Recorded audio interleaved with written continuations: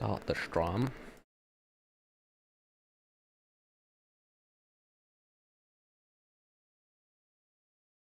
I mean, I don't want to alarm you here. Your apprentice actually goes around with her average number of hit points. Yeah. Admittedly, she's partly cheating because she's an abjuration wizard. Mm-hmm. But she goes around with 36 and she's half your level. How much? What's that con? Like +2? 3? She has a 0 con. Just 0 con? Oh my gosh. She has a flat 10. She was a bookworm before this. That's true, yeah. She started with unholy amounts of hit points. Her basic points are only 22, but because she's an abjuration wizard, she has a permanent +14. Wow. She has walls up the kazoo everywhere. We're on session 49. Are we? Mm. Are we in 50? Fool me. No, because every time I start a stream, I have to go in, manage the stream, and tick the number up. So, not being able to misnumber it. I mean, you could have misnumbered it. Yeah, well, possibly. Then Unlike- I have misnumbered somewhere then. Unlike Odyssey of the Dragon Lords, which is at level session 30, exactly, for a year now. Mel keeps asking me every Saturday, so when does this thing end? What do you mean? Odyssey's been like ending since October. Yeah. I mean, don't get me wrong, I love playing an exceptionally overpowered monk that backflips off the krakens, but you know. I bet you do. I like that body symbol. That is really neat. Oh, yeah, the new one it's given you. That looks oddly familiar. What does that match now? Honest? Most of my stuff was actually working. My import went one of the smoothest, so I'm hoping yours is all good. Yeah. Only thing that had a little iffy was the Eldritch Blast. But that is already iffy. Eldritch Blast is if.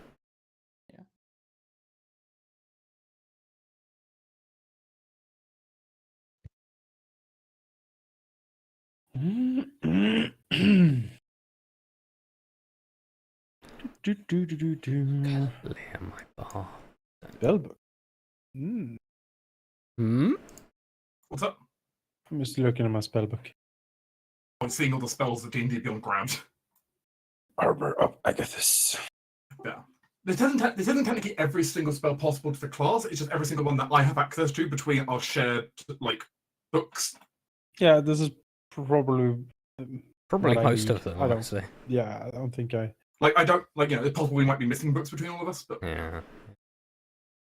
this is how much I could mulch out the campaign file. So, Yeah. any more than that would have been breaking terms of service. So I just stop there.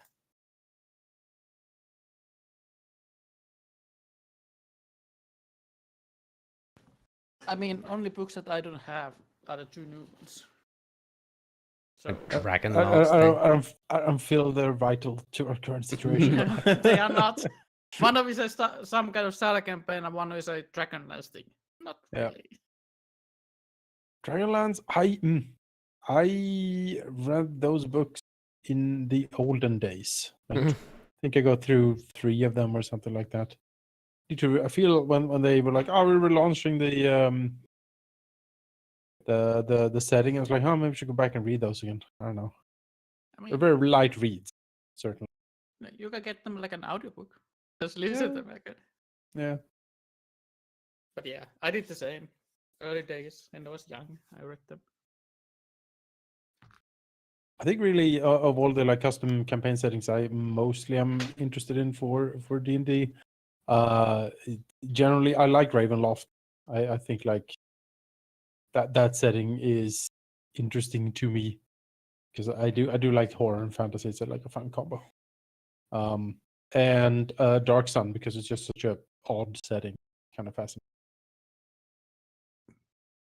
But like Greyhawk or Forgotten Realms or you know Dragonlance, I'm like, I don't know if Dragonlance is unique enough as a world, you know. But what do I know? It's unique, but it's not unique enough to really drag you in. No, it's kind of standard fantasy in a way. Yeah. Right, I'm gonna go ahead and grab my drink. I think everything's ready on my end now. I'm Finally. too old to be swayed by standard fantasy these days. You need fantasy deluxe. You need a hook to draw me in. Yeah. One of those blue fantasies. Like 5e hardcore edition. Hardcore edition? Yeah, that what was that one that you mentioned the other day? Midnight? Something like that? Oh yeah, Midnight. Midnight, Yeah. yeah. That's an interesting setting. Yeah, doing like super grim dark fantasy. The one that you failed as a hero. Yeah. Yeah. And the evil god won, and the world is cast in shadow and awfulness. And that's an interesting setting. I'm like, all right, okay, yeah. Can do some interesting stuff with this. I just like different... Do you think that evil god like sits in his lightning-covered spiked castle and just goes, now what? I think so. I mean, there's still resistance left. He has to kill the witch queen of the elves and also eradicate the last of the dwarves. But Keep himself busy. yeah, he has some stuff to do. But when all of that is done, I don't know what's going to happen at that point. I mean, Like, you got. What's your end game? How can you keep being evil if you don't have any more people to kill? Like, you need your worshippers, right? Like, there's an old game. Many ways to evil. You raise them up, Halldamir, and then you kill them again. And then you raise them up, Halldamir, and then you kill them again. And after the third time, you raise them up, and you're like, follow me now. And they're like, oh, yes. And there is an old game called Sacrifice, which I love. In that game, there's like a sort of end of the world scenario happening. And everyone's like, oh, which of these evil gods are conspiring to end the world? And everyone looks at the god of death like, because he is certainly very evil and creepy. But he's like, no, let me assure you, I do not want to destroy the world. That's where all the best death happens. Like, if I destroy it, there won't be any more slaughter. Like, how can I possibly? And I heard that back in, I was like, that makes a lot of sense. You know what? I believe him. It's like the god of war won't want a war to end all wars. He wants a war. Like, he wants constant war. He wants constant war, not a war to end wars. Like, no, that'd be awful. I can't be omnicidally evil. I'll lose all my fun. Yeah. No, I like that with the god of death in that game. He's like, no, I like death, and if everyone is dead, I mean, that's it. There's no more death. So I mean, death is done. Yeah, death is done. There's no more dying. There's if a everyone's quota. Dead. So I kind of have to defend the world here, actually. I gotta stop people dying so I can keep them dying. God damn it. Yeah. I'm gonna call something for midnight now, and I want to preface this. I am just a genius and haven't read the books. But have you watched Megamind? And I think it's just a general trope where the evil guy like pretends to be like the kind-hearted prophet who raises the new generation of heroes. I bet that also happens at midnight, because that's a good way to bring the heroes to light prematurely, right? Maybe. I guess we'll have to discover it at some point. The evil god goes undercover as a kindly old man who sure. brings prophecies to children. Sure. I mean, that's kind of what Zacharias did at the end of Way of the Wicked. He sort of went undercover like a family ghost. So. I mean, if you get brutal, you can just make a clone of yourself and fight against yourself. I mean, gods walk the earth all the time to sort of just poke around a little bit. Yeah. But I like Chief's idea. It's very fun. Sure. Yeah.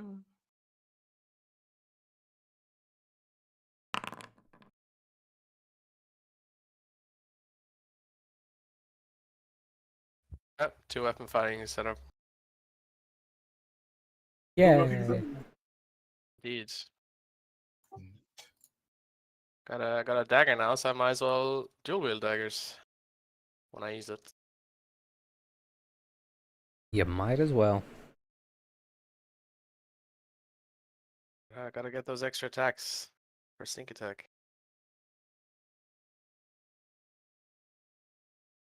I mean, who needs extra attacks when you have spells? Anyone who doesn't have them. I'm going to If you want to give me some spells, I'll I take mean, sure, I can give you some spells. I can only do rituals, sorry, they're not really useful in combat. I mean, I can give you rituals. I know. Do I actually have any rituals? A handful of rituals. I That's a have bard. identify ritual. You can have that each. Oh, what a good Sure, yeah, ritual. sure. I Great, have yeah. detect magic now as a ritual. That's nice. Is this correct? Probably not. Probably not. No, you're wrong.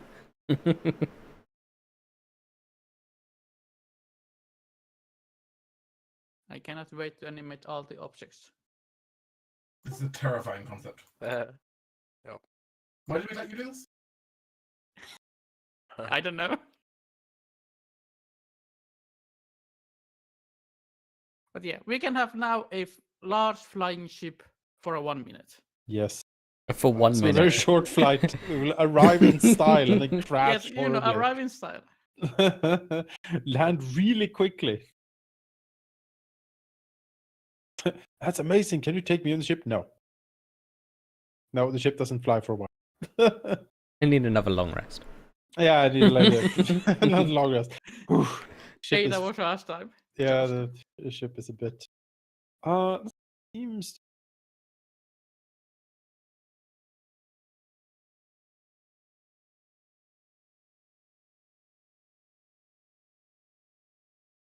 Nine. Seems to be a +9. Yes. I think I'm good.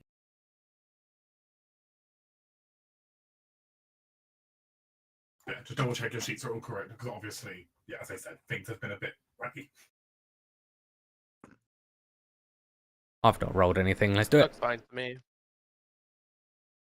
So apply my proficiency, and I have extra sneak attack die, and that's really all I need. So my other abilities are Looks good. carried over too.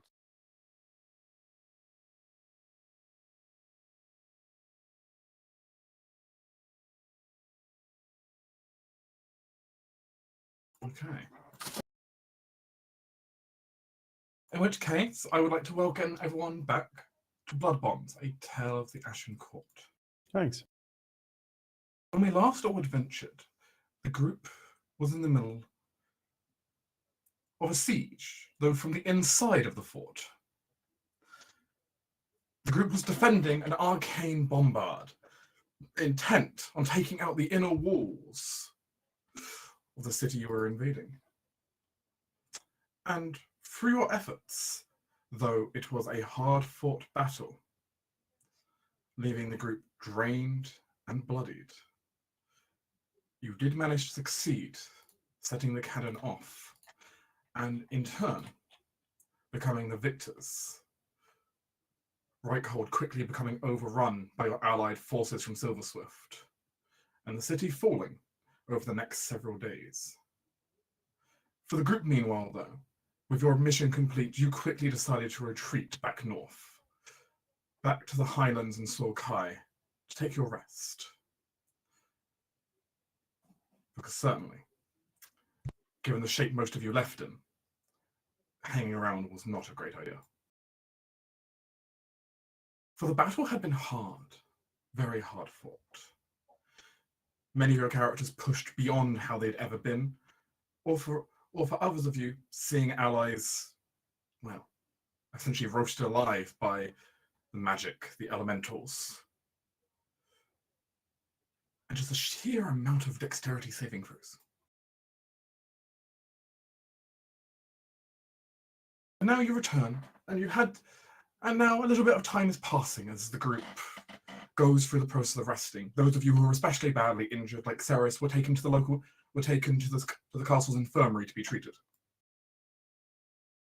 The remainder of you all make your way to trying to rest and reflect on all that's happened. A good time for reflection and improvement. Perhaps a light bit of training or sparring in the meantime as well.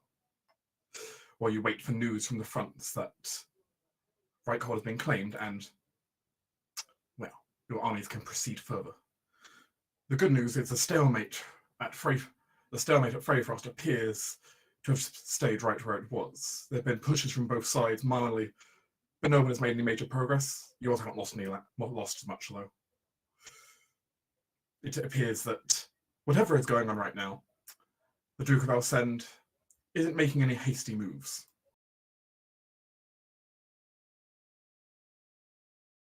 And with this in mind,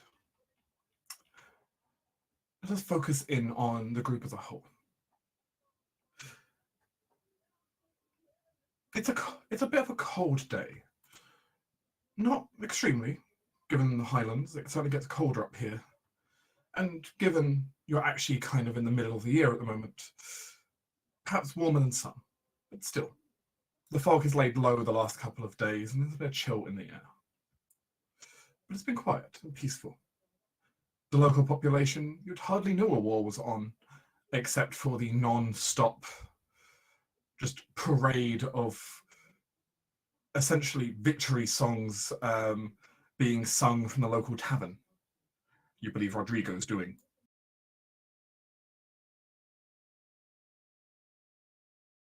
Given all of this in mind and the group's chance to recuperate, how would we find, say, our good lord, the Duke Amanus, what would he be doing on a fine morning like this in the aftermath of the siege? Well, good question. He would most likely bask in the victory a little bit. His oath is that of conquest, and they have certainly conquered. And he, like, personally on the front lines, have done something he, 10 years ago would never have dreamed of, and so he would be proud of himself, take pride in his work. He would also probably check in with the healers on Ceres, because she was fading. She was on the brink, and a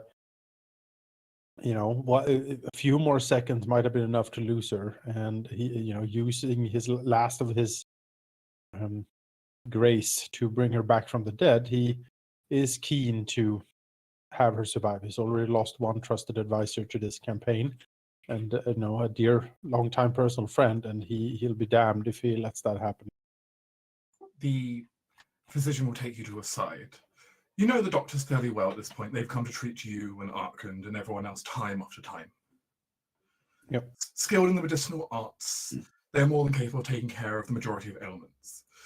Though as they kind of pull you to a side, the woman before you has quite the dour expression. My liege, we have done all we can. The court's diplomat, she is stable for the time being, though she has certainly suffered greatly, and we suspect there will be some deal of blight sickness she will be suffering from this. To be honest, we've never seen blight poisoning this bad that's not ever overwhelmed someone entirely. The fact she's alive to us was remarkable. Amanus will grimace at it, but nod and say there was something peculiar about her as well. Just before I reached her, I could have sworn that she was almost dissolving. He sort of looks for the words. He's not very smart. The words sometimes escape him. Like a mirage almost, or shadows retreating from sun. I thought for a second that she was going to fade away. I am happy to see that she is at least corporeal. Some glances. That is most troubling to hear, though. With your leave, would you be okay with us going to research this in more detail in the archive? He nods. Certainly. I have only a vague understanding where Lady Ceres' power comes from. But I do know that it is probably something she is born with, or at least had bargained for. Whatever brink of death, whatever death's door she was standing before, brought her very close to power. Well, we are no experts on the magical arts. We will do all we can from our side, at least, that if there's any ramifications from that we can treat them the best we can.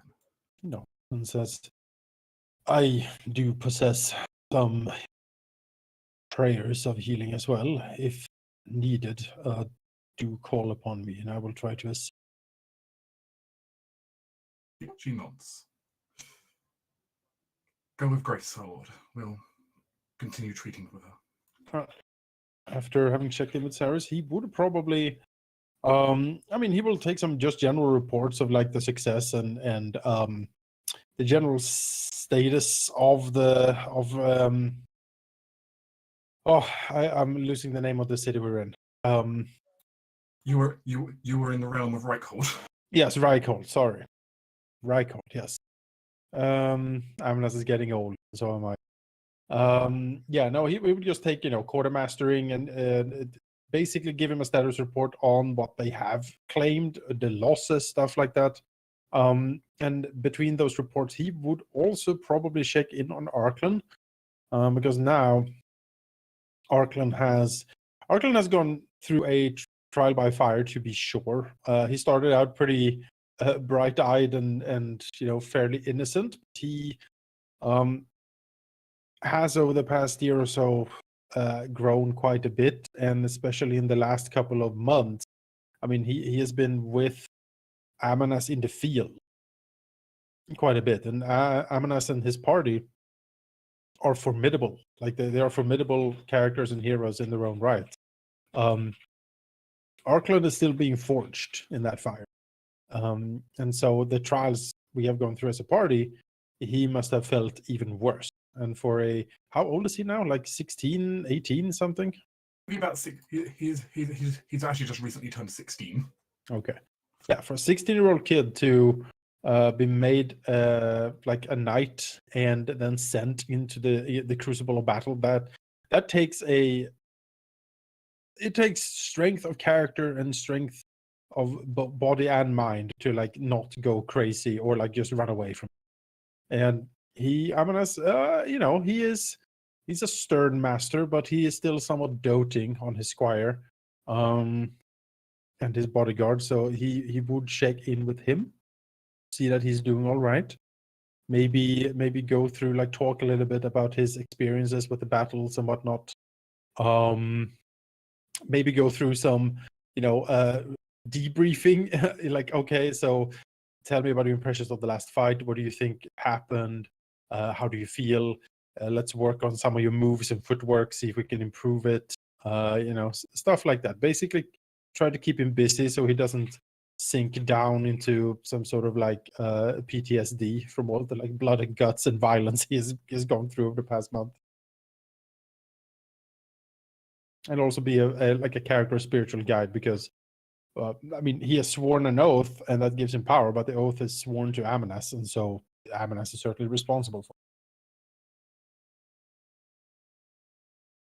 The responsibility you definitely seem to take seriously. Yes. Going to check on Arkland.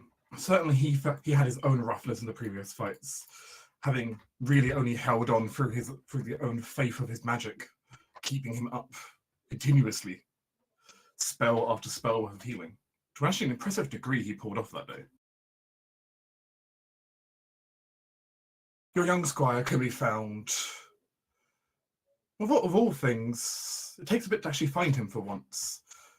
Though eventually you end up finding out he was apparently in a very long, closed-off meeting with your treasurer, his mother. Ah, yes. As Arkland steps out, he seems to be contemplative as he kind of looks at you, though he is in his full kind of gear and garb. He looks confused. Mm-hmm. See?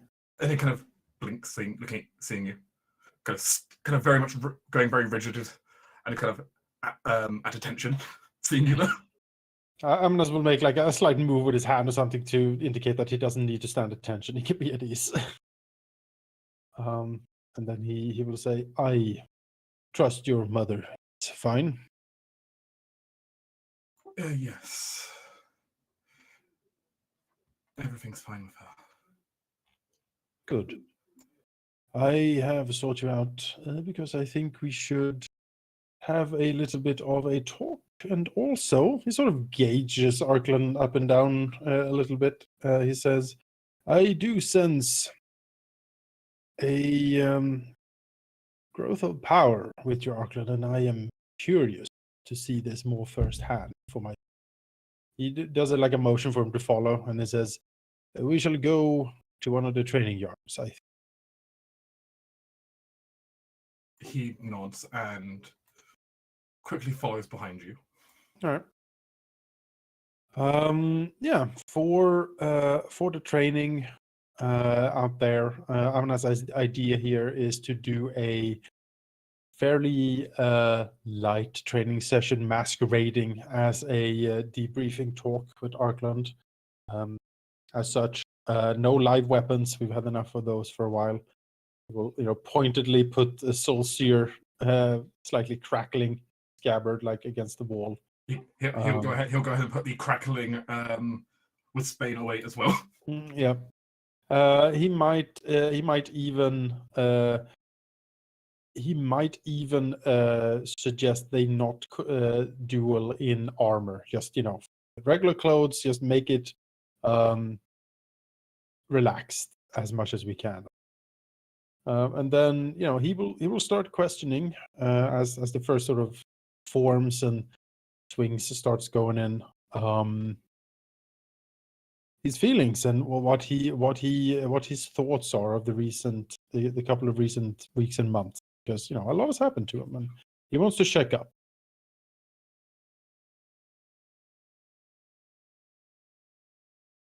Arkland does his best to try and keep up with you, though you are certainly leagues ahead in terms of raw skill. Certainly. Though he has significantly improved from the Squire first entered your service. Mm-hmm. Amanas will certainly be very clear pointing that out. Maybe he tries to do a feint and Arkland blocks it or something, and he will nod and says that was a feint that Arkland fell for, the last time they sparred. But now, look at the improvement. And then, continue with new, training new forms, new parries, new ways, as best he can. Amanas is a fighter that goes mostly on rage or like grim determination. He's not a skilled sword master the way like Torin is, for example. He can't do the same fancy maneuvers that Torin can. He's more of a rage-filled fighter. But even so, he has taken some lessons with Torin. They have done some training together, so maybe he'll pick up some stuff.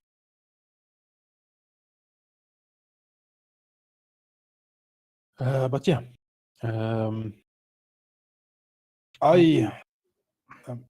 Sorry. Please go ahead, my liege. Sure. No, he'll say that he's impressed with the development Arkland has shown, but he is curious on his thoughts of the most recent series of battles and conflicts that have been involved. What does he think of it? What are his feelings?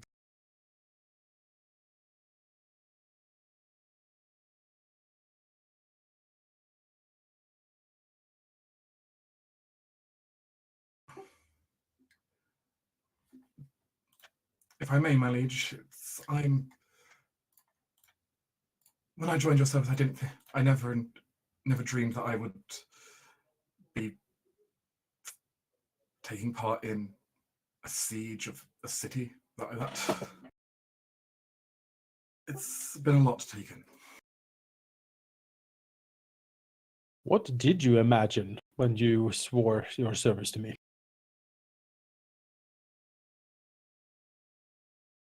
To be honest, I don't really. At first, I didn't really know. There were so many rumors about you. It's hard to say what was really going to happen. I don't regret it, though. All right. Ominous smiles, says good answer, and then he like lunges at him to try to catch him off guard. And then like on the next parry and riposte, he will say, "And now that you have seen battle, you have seen true battle, in all its horror and all of its glory. Do you have any misgivings to continue your service?"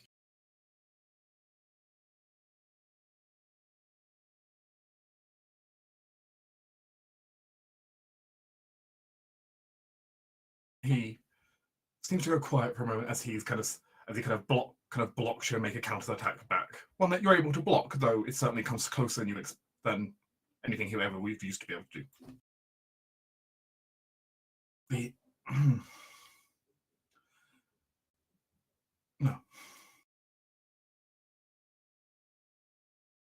But Again. I will say that there's something I do need to talk to you about once we're all done with this bit. But I'm with you here. I swore to serve you, and I swore to protect this realm I call home. Very textbook answers from him. Certainly. I'm as well. Maybe I'll do. I'm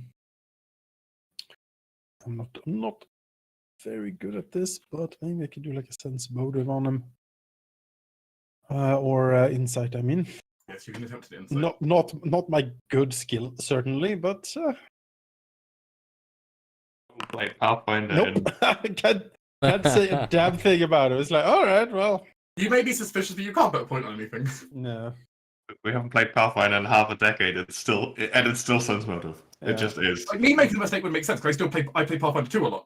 You haven't played Mages. So. You know what I mean. Oh yeah, I know. I make the same mistake constantly. Yeah. I mean, as he just grows white as a sheet, he's like, my God, he's planning to betray me. You can already see the poison in his eyes. Yes, yeah, exactly. I must kill him immediately. Oh no. Why did you kill him? He was plotting. Exactly. As Avos is distracted by his thoughts, he comes in swiftly for another attack on you. Yes, exactly. Maybe gets an actual hit in without me like being just completely dazed. Yeah, no, that's fine. I mean, Aminas maybe has a suspicion that he's not telling him everything, but then again, he's a young kid, has a lot to take in. Maybe he needs time to process away from Aminas. That seems likely. I mean, Aminas has spent most 10 years in a drunken stupor to process his downfall. So who knows, right? Can I ask you a question, my lord? Yeah, he parries, sidesteps a little bit, grunts, and nods as he, tries to circle around to get through his defenses.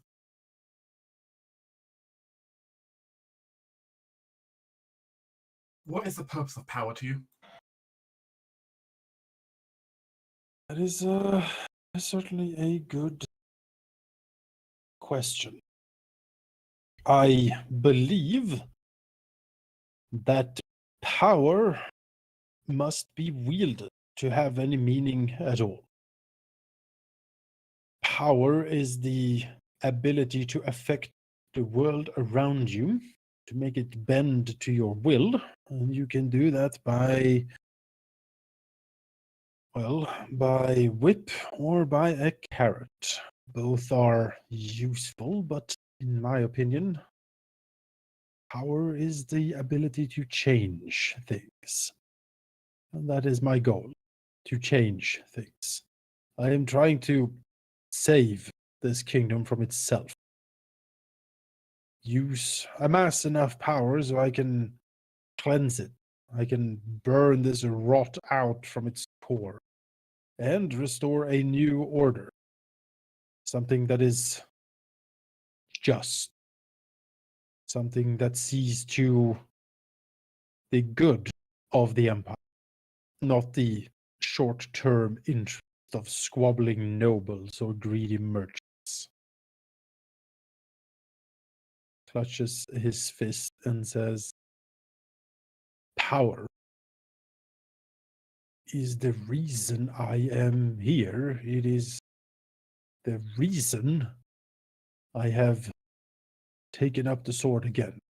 I have failed once. I will not do so again. But to not fail again, I need power."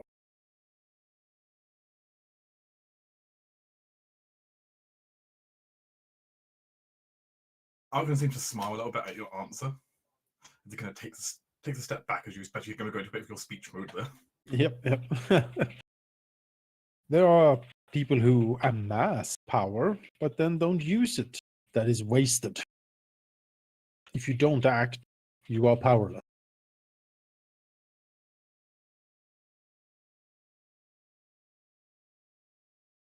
Argon nods, he looks at you. Growing up, I always saw the rich and greedy nobles, all they ever did was want to collect more money. They want to collect more power.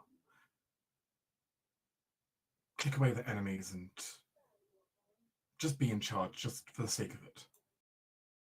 They didn't want anything. They didn't have any proper goals. All they wanted was more power and power and power.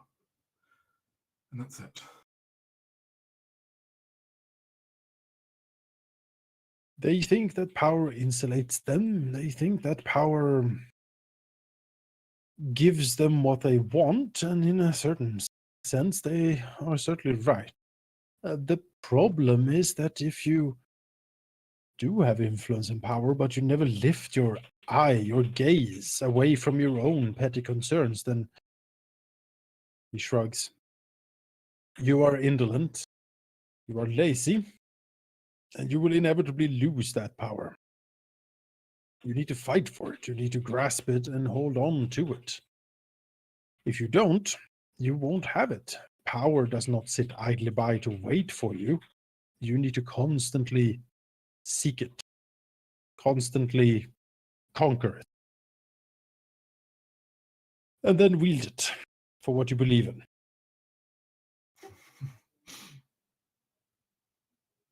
I mean, I definitely learnt the first bit already. He smiles and says, "You and me, Arkland, we are special, unique.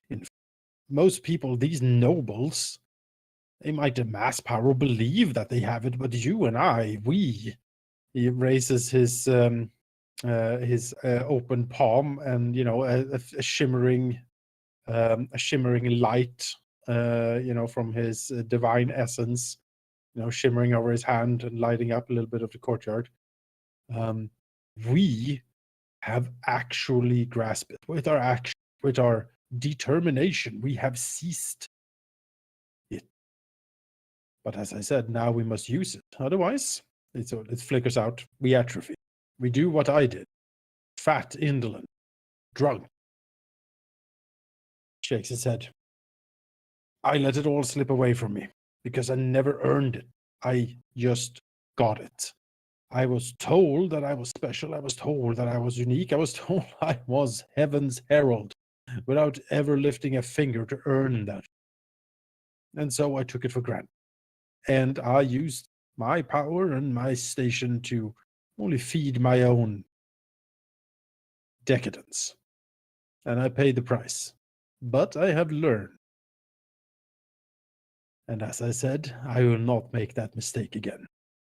As he will cut down in a vicious overhand swing.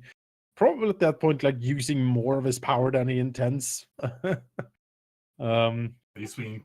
What is this? With you're sparring towards Arkland, or? Yep. The heat of his blood rises. The sword, even the training sword, starts glimmering, and maybe if it hits the ground or something, spark of the barely contained smite damage will echo through the ground, cracking it. As the sword comes down, perhaps Arkland perhaps sees it coming maybe a bit too strong. Yep. And is going to go ahead and cast out from himself. So it has you haven't quite seen him use this before, but as you definitely see kind of a flash of kind of divine light from him and a shield spell come out, All right. deflecting away your blow.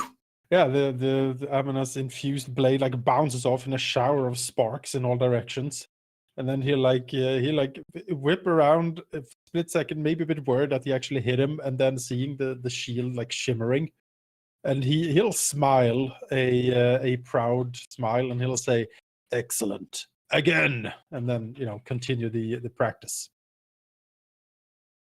I think before I swore to you, before my mother had me come to your court, I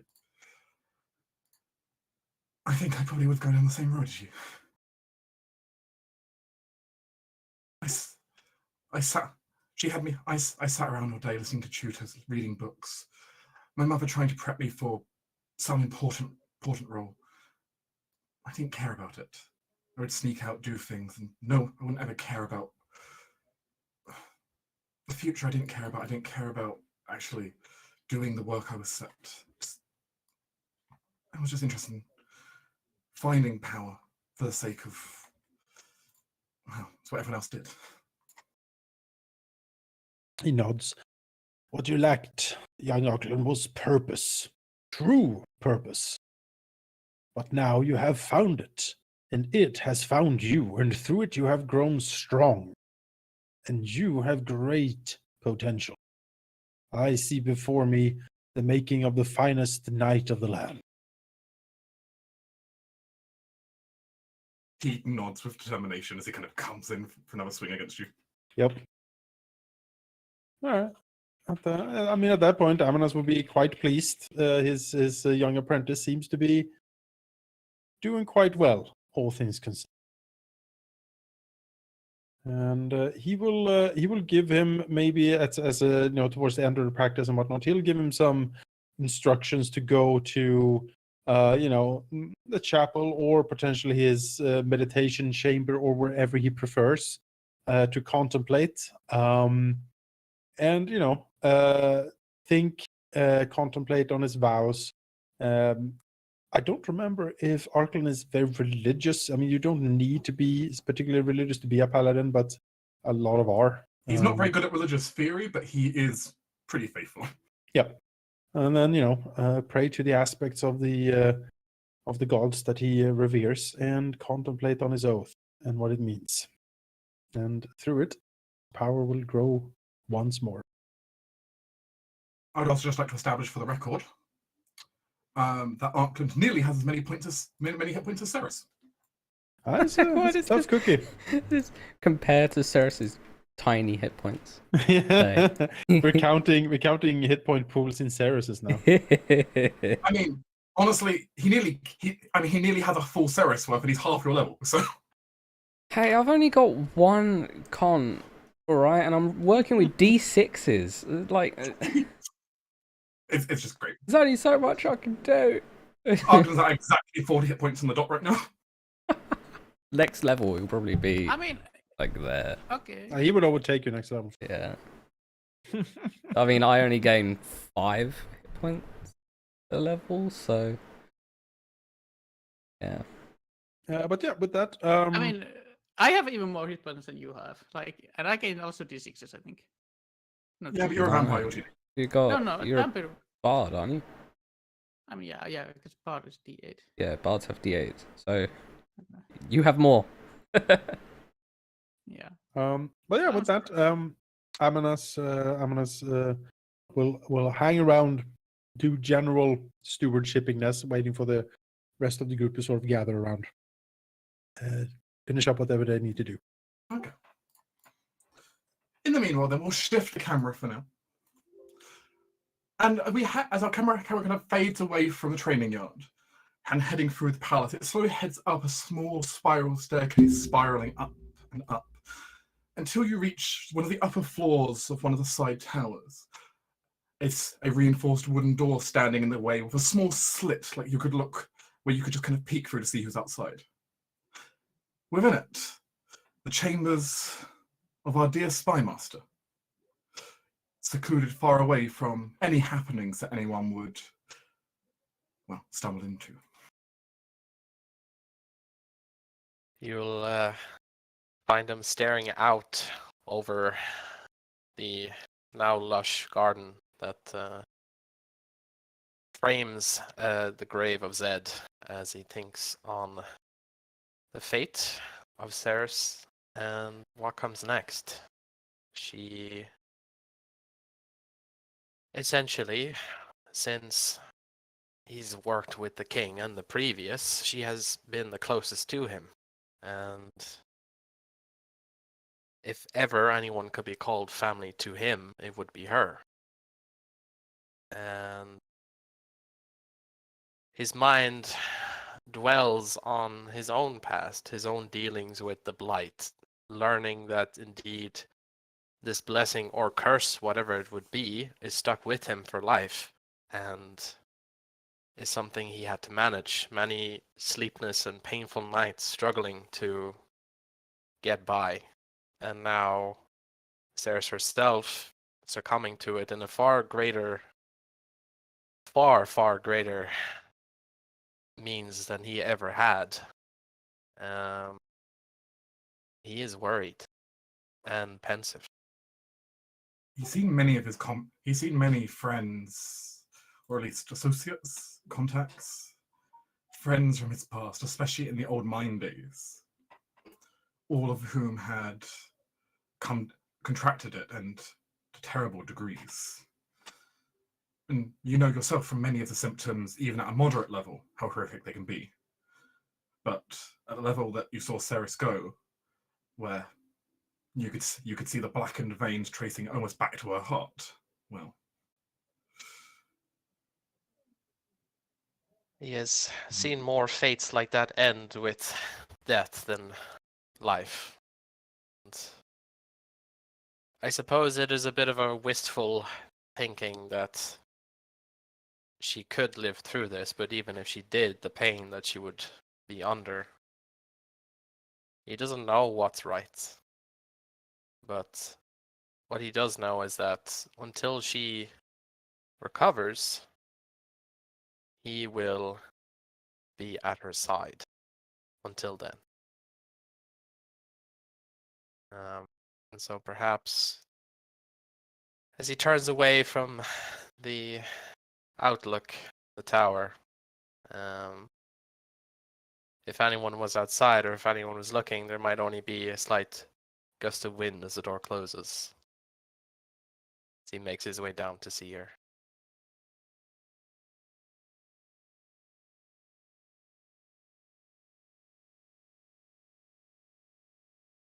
As you're making your way down the stairs, you are forever bombarded by some of the responsibilities that have come upon you. With you being met in the hall by servants, checking in both on you and delivering messages, as encrypted and confused as the servants are about the details, they will make sense to you. It's hard, even as spy master, to fully get away from what's going on. After all, your contacts constantly sending in reports, details of what was going on in all over the current warfare. From information from Reichhold down to Alcend.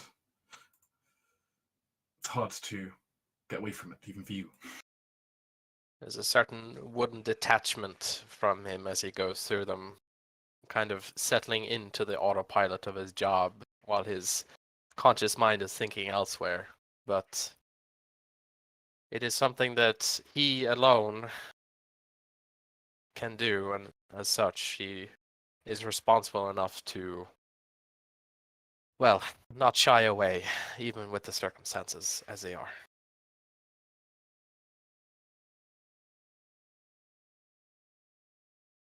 You are informed by some of the agents who are with you, who can come to you,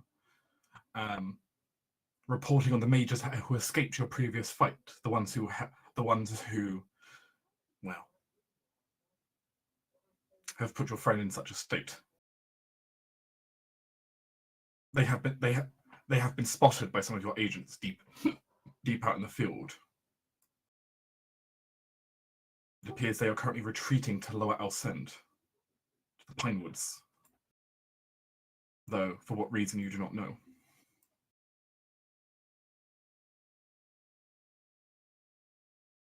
I don't suppose there is an opportunity to send someone to hunt them.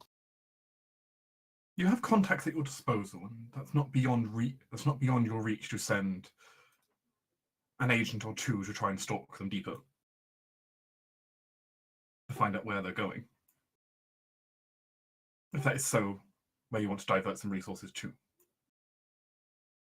I believe, whether it's half through his kind of deep-seated fury that he is, keeping under his calm exterior, or half that the information these mages have cannot reach further into Elsend. Perhaps both. At this point, he cannot tell, but yes, those mages need to be erased.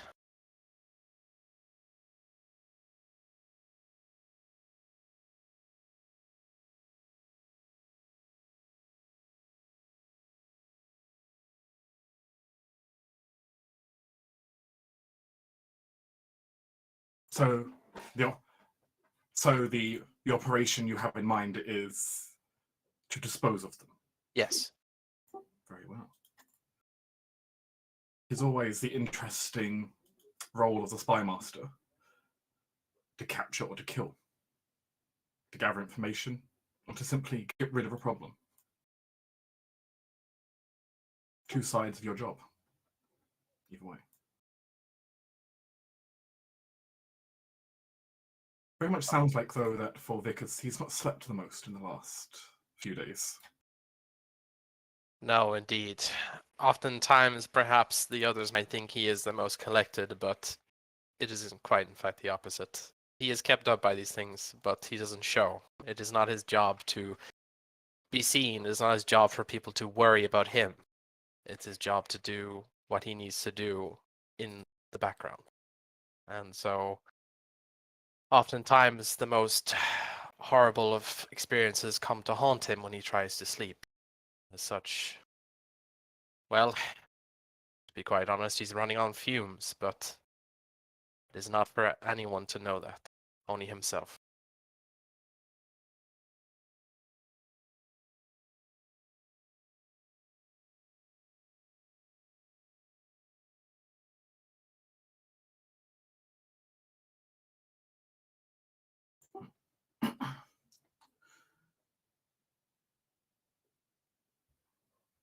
Very well.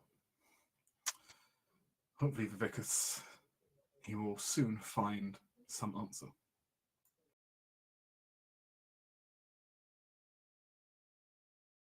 Meanwhile, we look elsewhere, heading away from the palace, through the streets of Freyfrost, between kind of the well-paved roads and the waterways, as we head to the barracks, where, well, in a time of war, the barracks is much more empty than you're used to, only having the defending force of Sorkai here. Though along with it, still the ever-returning presence of soldiers no longer able to serve, or at least needing to go on break. And of course with it, the warden of the city, perhaps having an update right now with their second in command. But how has it been for what has your time been like in the last few days since your return to the actual city, Torin? Well, Torin is very much a creature of habit. Not only unintentionally, subconsciously, but also very much intentionally. In times of chaos, like war is a prime example, the first thing that often gets left behind are the basics. Like the things that actually keep a city running and safe, the paperwork, the organization, the overview. And that's effectively what he focuses on. He, on occasion, sort of half-heartedly complains about the boring stuff he has to do, but very much as his attempt at humor. Now he does it, mostly, at his forefront, at his highest priority, really, because you don't want to have a wounded soldier who might be, grieving lost friends and then put him on paperwork, like that would just destroy him. So that's the tiniest of sacrifices that Torrin puts on himself. He doesn't really show much difference in his general mood and behavior. He's down to earth, walking around doing the lowly duties with the same determination and focus as he does anything. But there may be times where he is aware that he is also just doing that to basically distract himself a little bit. There's an itch to go back to the front line, to go back to where he could matter more, even though he tells himself that the little things matter more than he might think himself. But you can't always just be there. There's also the distraction in the back of his mind to rethink the assault on the castle with the arcane ballista, or what it was, the arcane cannon. Whether he could have done something different there, been at a different spot, did slightly different moves, analyzing how he's behaved with. Well, he tries at least to have some objective distance to judge himself, but that doesn't quite work. He's mostly walking through, the barracks to his office around the city, pondering his own thoughts occasionally, like almost in autopilot, giving off his orders and such. But every now and then he does snap back to reality, as it were, actively making sure to maybe not seem as the 100% duty work all the time warden of the city that he prides himself to be, but just talking to the soldiers, the remaining guards, the soldiers who can't fight at the front anymore, the just people of the city, awkwardly saying like, "Hey, what's up?" basically, to allow people the chance to talk to him, and things like that. A series of very small moments for Torrin. Socializing is definitely not Torrin's normal outlet to everything in the city. No, but in this moment specifically, there's a value in seeming a bit more approachable than usual. And certainly, you do find the reciprocity of that. Individuals from just some of the soldiers thanking you for your attention, especially those who have either been wounded or honestly just need a break from the front lines. The fighting is hard, especially on any side with magical artillery going back and forth from mages on both sides. It's a stressful situation for all involved. And so many of the soldiers under Torrin's employ do definitely seem to thank him for his attention and just giving them a chance to talk. Moreover, just also some of the town itself, even to the point where Torrin's efforts have not gone unnoticed by the general populace. While in a sense the warden's job can be a thankless one in some regards, if no crime occurs, there's no problems to report.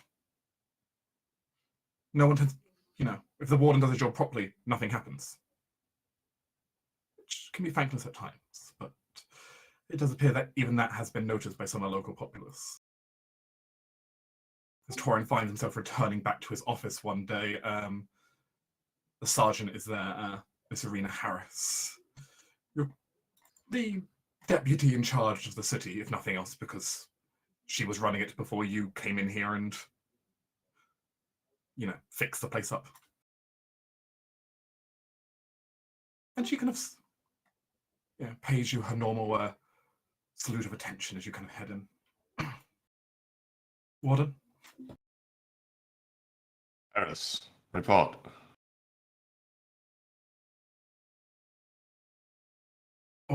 All units have been accounted for. No activity in the lowlands. The giants have been keeping their word and keeping away, and goblin presence seems to be down. All seems peaceful around here then. Remarkably so. There's also a gift for you here. Sent by whom? And for what occasion? Apparently, from the local nobility. What do they want?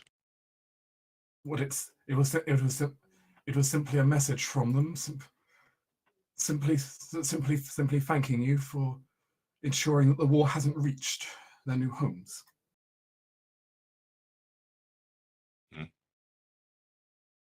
Or like frowns. Suppose it's an acceptable occasion. Don't let their generosity away. At least this one doesn't have string attached. Not that anything that those people tend to give to people comes with expectations. At least in this case, the expectation is clear. Continue to make sure we don't get involved in this war as much as possible.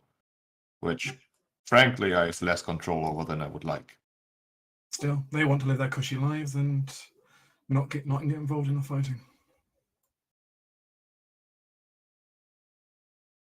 Cowards, but respectable cowards. Not everyone's meant for the fight. Cowards, yes. Respectable, debatable. Needs to be decided on a case-by-case basis. Fair enough. Their exact gift to you was apparently a donation of several barrels of good quality alcohol. I don't think they know you the best, but well, some Use people it. want you of it. We can use it to raise morale around the soldiers in these parts. Although, have it checked thoroughly first, every barrel. Already done so. I brought the alchemist in here, making sure she kept her alchemist fire away, and had her check it.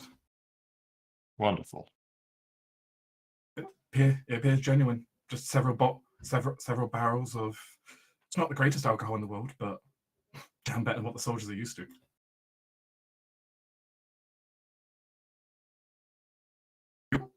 You willing to come share a glass with us, Captain?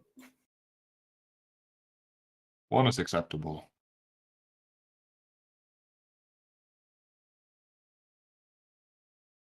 I'll go. I'll send the word out to the troops for this evening. We'll have it just after. We'll have the first set drink just after the guard shift when they come off duty. Understood. Sounds like a plan.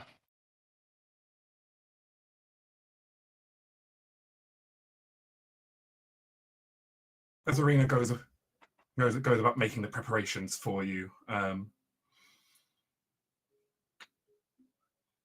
yeah, the city has overall been very quiet and in order. A testament, perhaps, to our warden's work, meticulous as you are.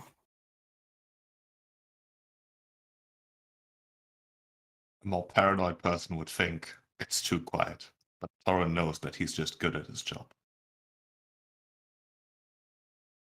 That's just what you need. A paranoid warden who can't understand his own work is complete.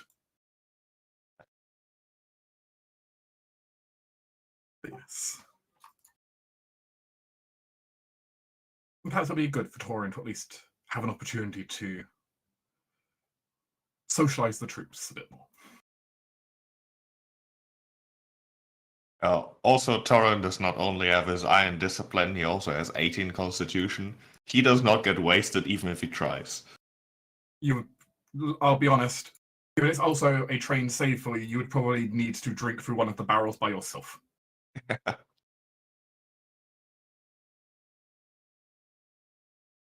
So Thorin having a couple of mugs full is not going to do much.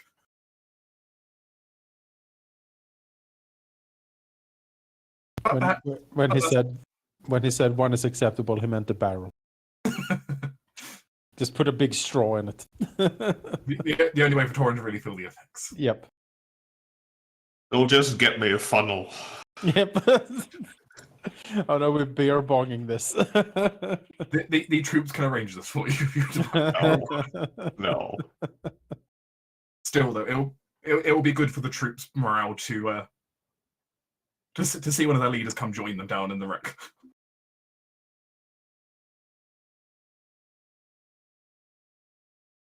the camera kind of pans away then from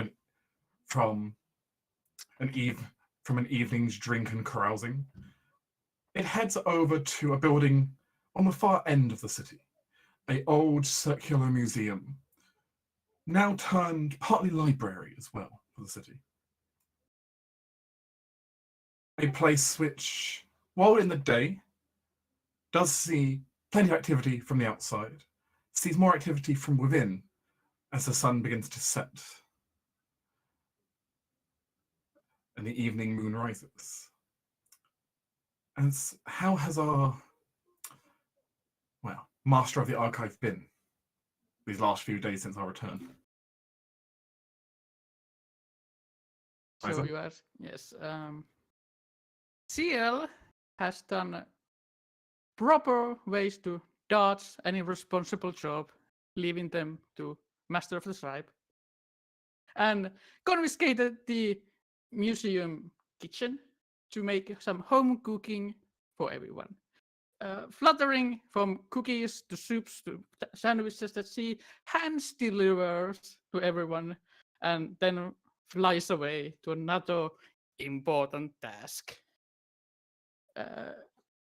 Very free spirited, and whenever she has the time, she goes to pamper Ceres, soon to be chased away by the doctors, to do actual proper work, which it's dodge again for the Master of the Stripe to deal with.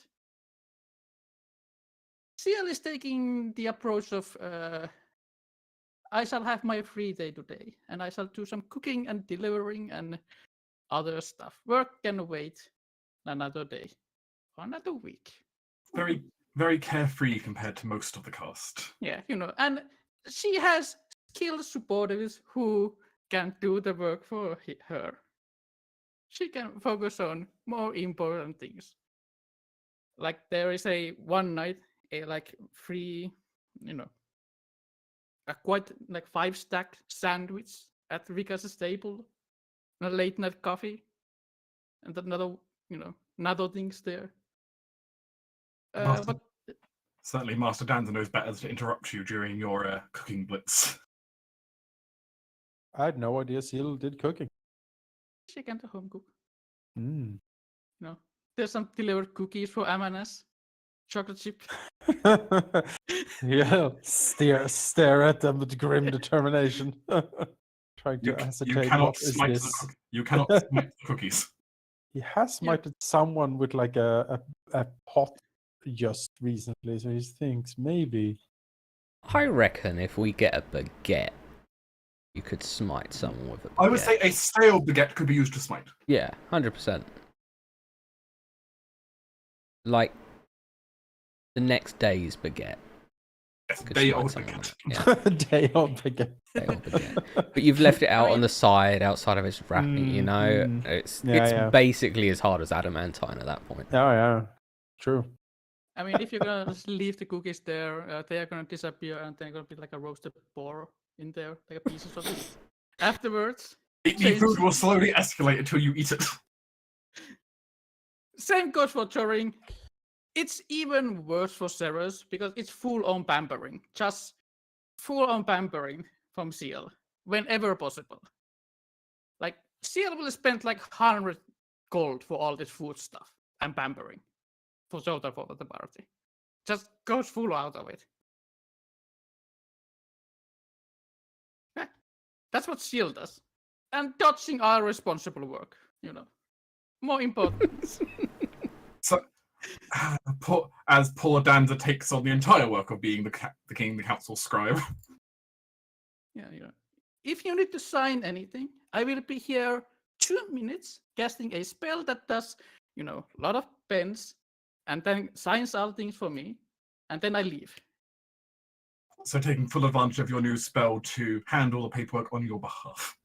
Yes, for the 2 minutes that she is in there, and then she flutters away to another thing.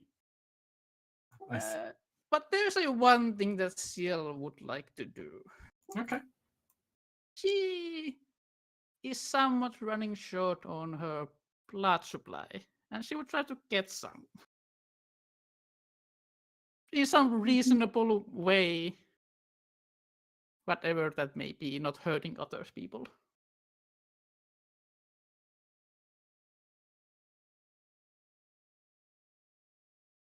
Certainly, if it's a drink that she is after, there are many sources open to her. She needs them in vials, but if they are, willing to bleed into a vial for a payment, I guess she can, pay.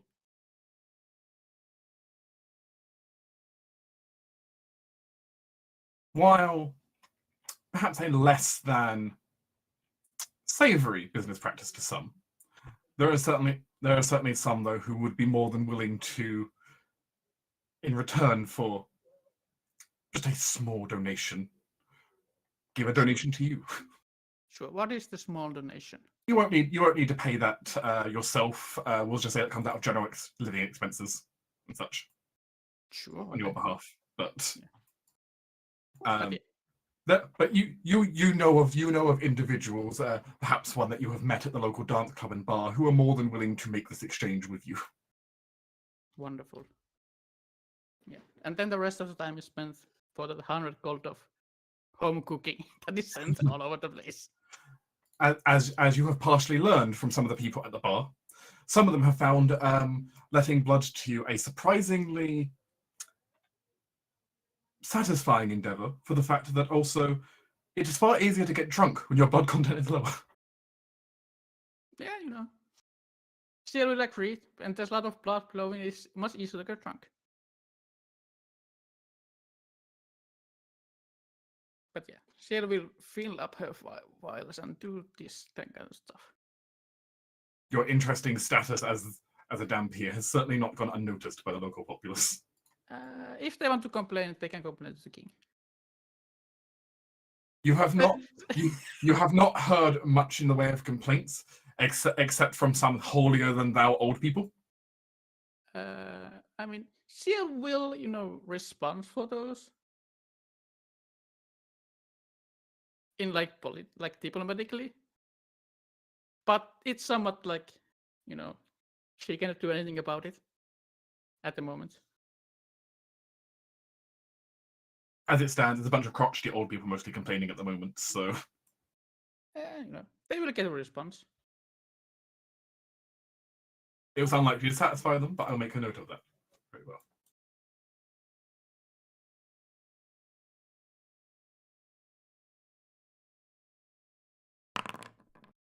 That's a good response for them. That's actually not bad. As you do your best to lull some of the public sentiment about your more public dampiering,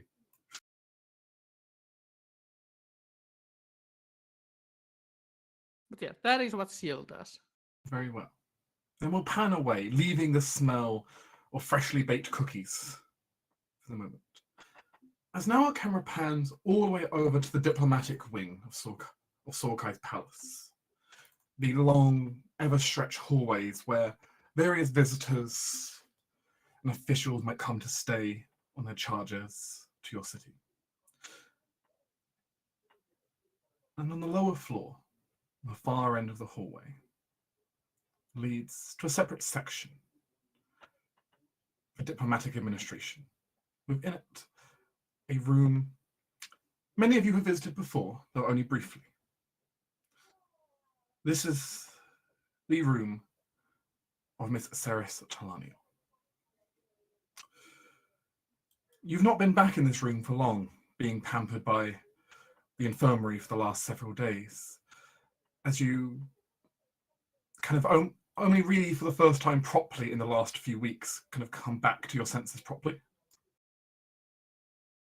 Your mind kind of clearing up from no longer being, filled with all the medicines they could pump you with. As you awaken, stretched and covered in the bandages,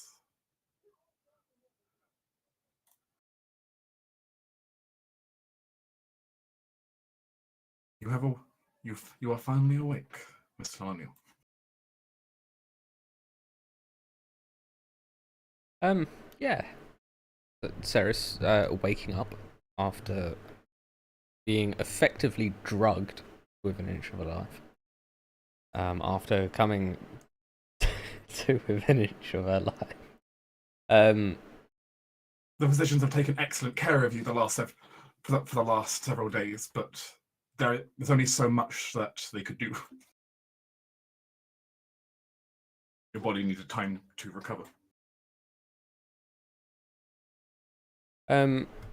she'll probably, she spends her morning, sort of waking up. She does her ritual to summon her Tressim. That doesn't take anything. But she's realised that she has been left with scars from the fight.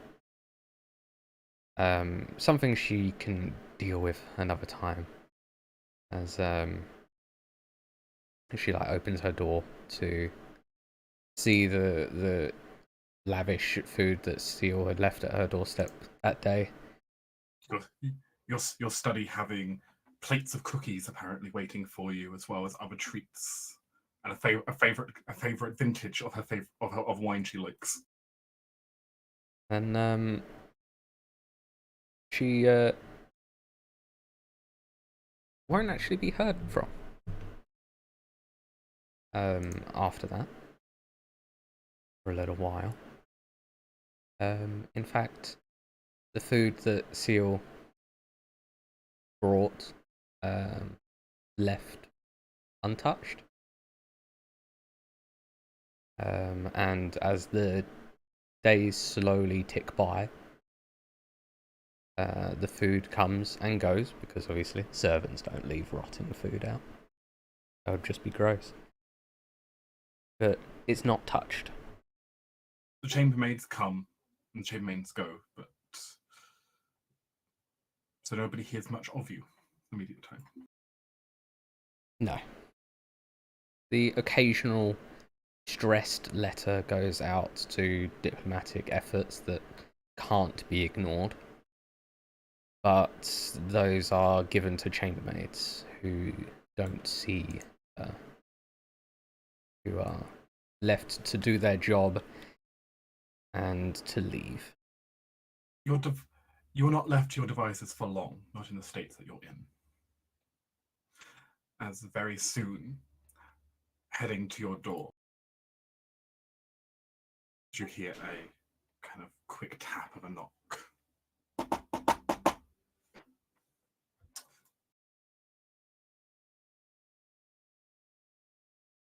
There My is... lady? Yeah, go on. As you hear the sound of Charlotte outside knocking, the chambermaid said you're awake.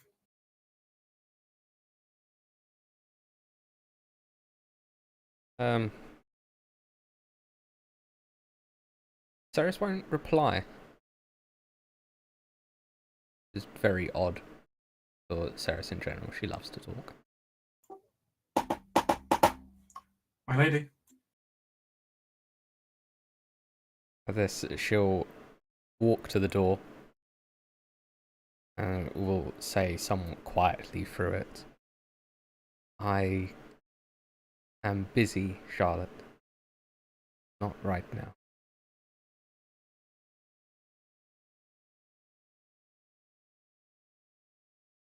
With all due respect, I do want to check up on you. I heard what happened and I saw the state you were in. I'm sorry I couldn't have been there at the time to help you.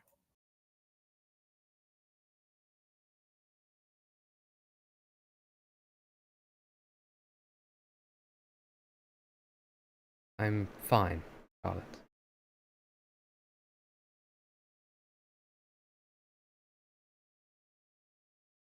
Just leave me be.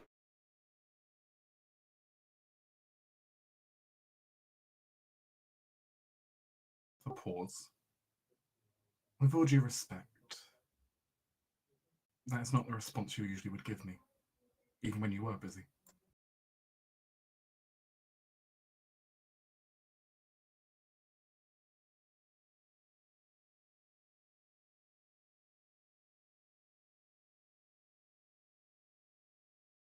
With all my love for you, Charlotte, I'll tell you once. Not now.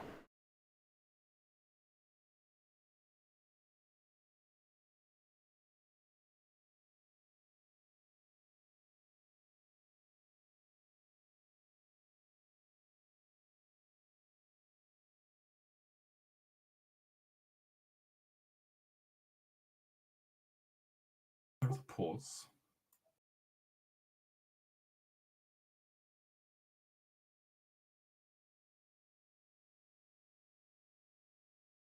Very well. We'll speak later. As Charlotte turns and you hear her begin to walk away.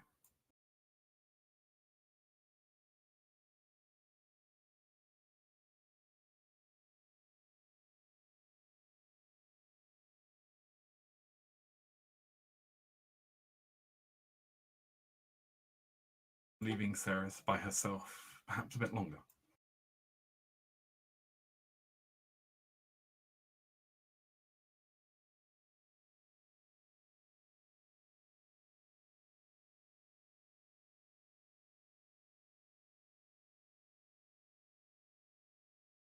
However, Ceres will not truly be left alone further, as you will find your apprentice returning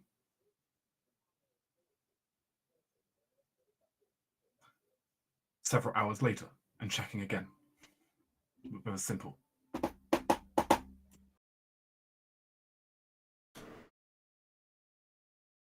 Ceres, at this point, has had her emotions frayed over the last several hours, and she'll actually uncharacteristically snap back. Charlotte, if you knock on that door one more time, it will be the last door you knock on. I will come out when I'm good, ready, and when I can.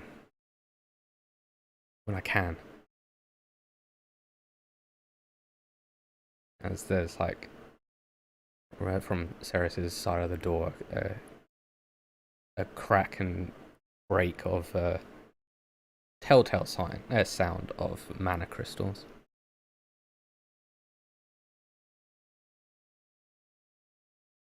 Striking the floor.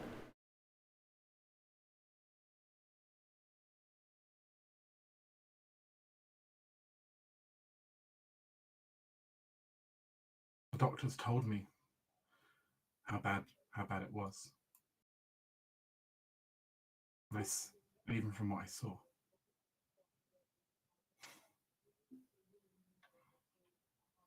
You're all black, Ceres.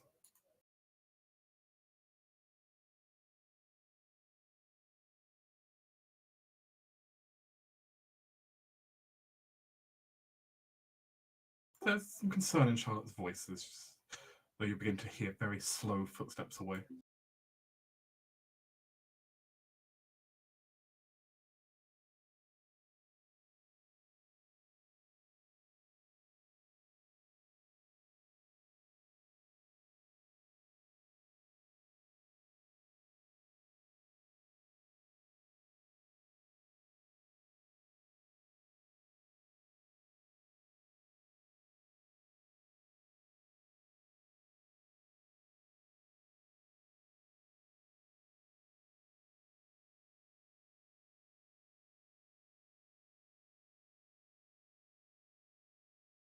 And I suppose Ceres remains by herself in isolation for the time being. Mm-hmm.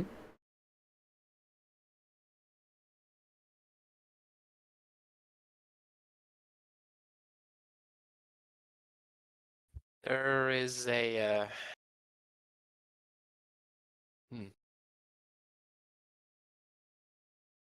It is not long, really, before the whispers come to Vicus. But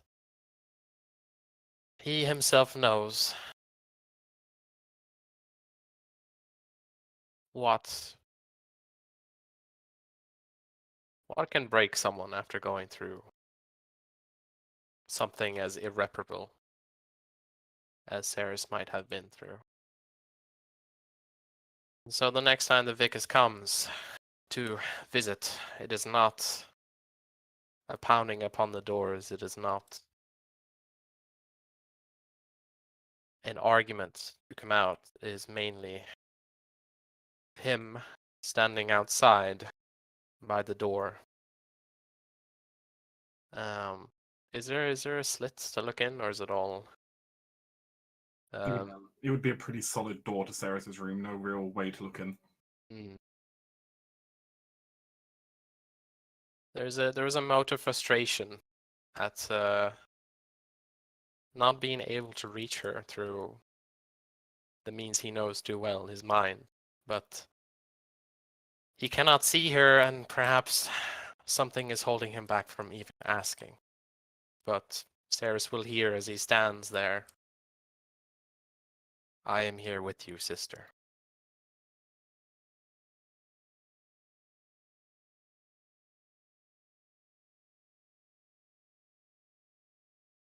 Ceres won't reply, but every few minutes there's the sound of crystals crashing against the walls, against the floor, curses in a manner of languages, until perhaps a few hours of Vicus stood there listening to this finally speaks. I can't face them like this, Vicus.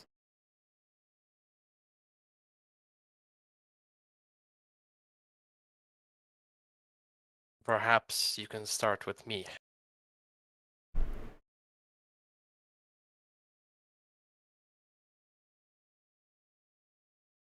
There's like a overdrawn silence lasting just painfully too long before the sound of the bolt to her door sliding open. Doesn't open the door herself. Vicus looks along the corridor. Is there anyone there? Given that Ceres's activity as diplomat has basically ground to a halt, there's been no activity in the wing either. You will slip in as silently as he does, not looking at her yet, but bolting the door shut behind him. He will take a moment, and then he will turn to gaze upon her. The room itself is actually quite dark. The curtains pulled closed. There's a singular candle lit on a table with her spellbook open that she had for her rituals. A singular burnt out crystal sits there, and then all around her, all around the floor, is shards of cantrip-sized crystals. A few smatterings of larger ones, but even in her rage of frustration, she knew that she couldn't expend the wealth of mana crystals they had. She sits sort of curled up in her desk chair behind her desk, with the spellbook off to the side. The desk itself is covered in scrolls and books and bits of paper, a couple of quills and a couple of ink pots. And as she sees Vicus look at her finally, she raises a hand up to the light, and that telltale darkness from her blight, from her constant use, is there. As dark as it would be after a strong fight.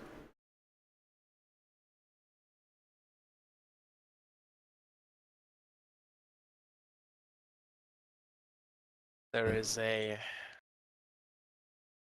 soft take of breath from Vicus, The site itself is something that he is familiar with, but not from Ceres, but from his own past. And he cannot help that little gasp escape him. He will walk forward and take her hand down in his to look upon it. Say,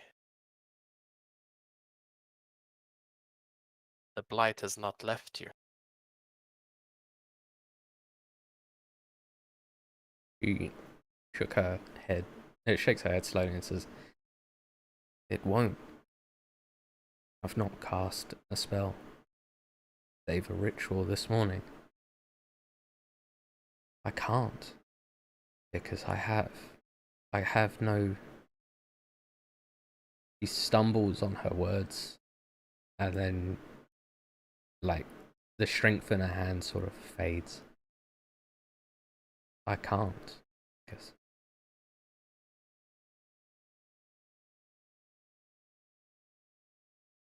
I need to figure it out.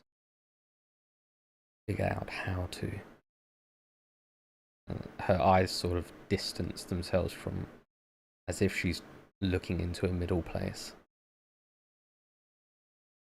I can figure it out, I just need time. There's a soft pressure from Vickis on her hand as he squeezes slightly, even to bring her perhaps back in focus. And though his words don't come from his mouth this time, they come from her mind as something truer than ever he could say aloud, as he says, "You are not alone in this, sister. Whatever you need to figure out, do it together. Whether your power is lost or has yet to come back, there are always a way. We have always found a way."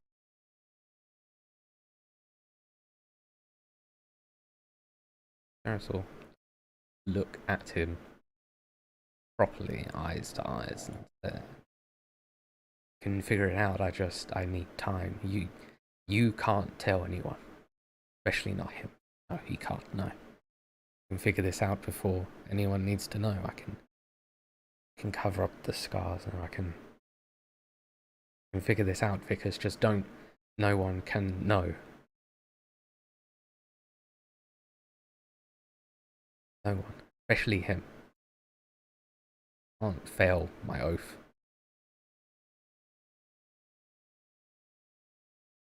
I can give you time, Ceres, but I can't shield you forever. He, like, shakes her head and says, "No, can't. I can figure it out. I can work this out."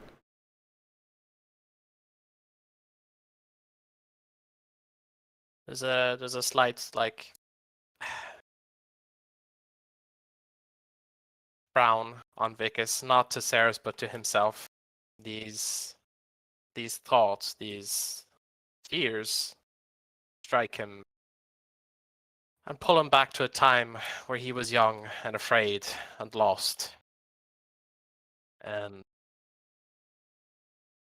had similar but not the same experiences. And so he nods to her and says, "We start as you have started with me, but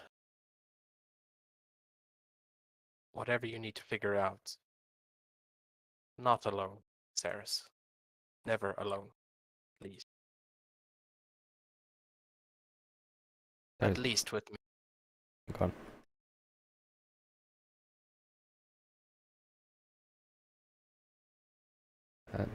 Eros will say, "No, I can't do this alone. I don't know enough.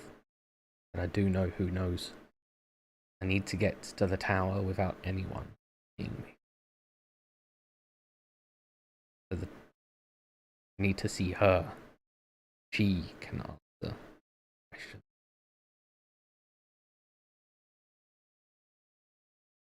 There is a brief moment of calculation.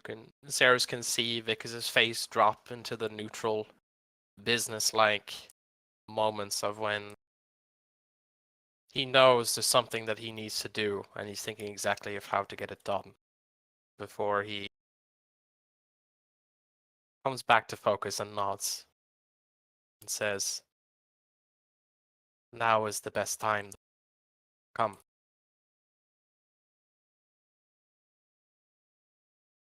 Ceres gets up. She comes around the desk, but just as she's about to get into her stride to move, she's used to walking with Vicus. They have a purpose.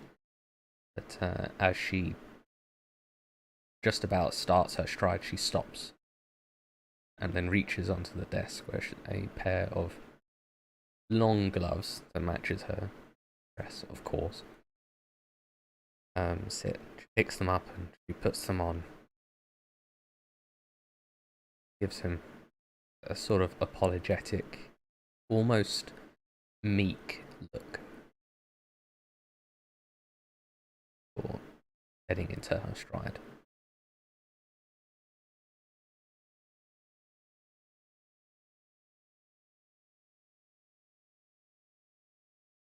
Vicus's side, it is a sad purpose, but nonetheless, to the best of his ability, he will attempt to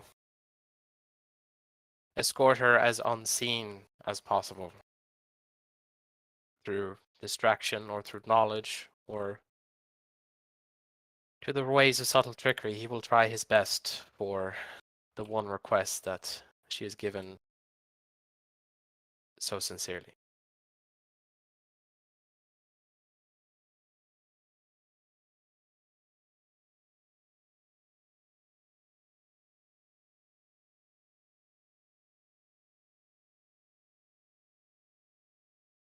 Trying to navigate through the streets and through the palace unseen is not a task done easily, though certainly not one of impossibility either. Do you wish to roll me a stealth roll, Mr. Vicus? Yes. Are you trying to conceal her?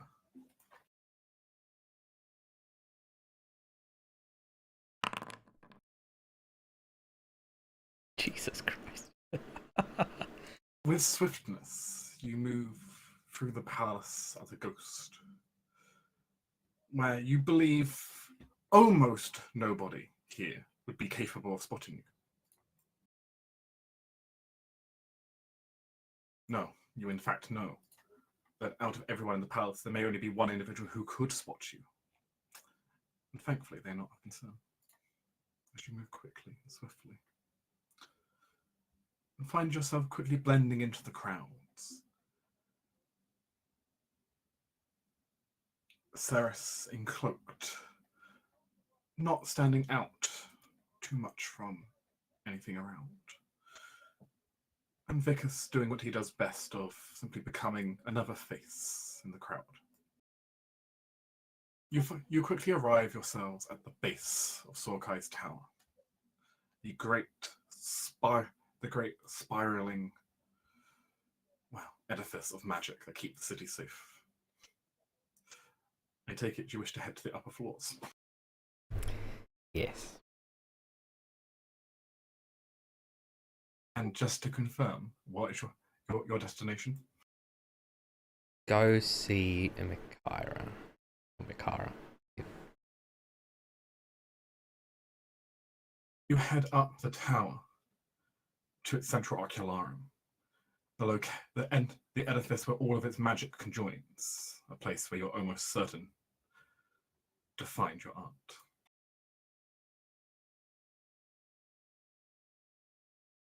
And as you enter into the room, though it's behind her. You see her standing there, currently contemplative, looking at some of the runes that glow on the wall. In quick motions as you enter, despite clearly hearing you, you see her take a step to one side, swiftly redraw one of the runes on the wall, contemplate, make a tiny adjustment, and then move on to the next. Just continuing with her work until she's addressed.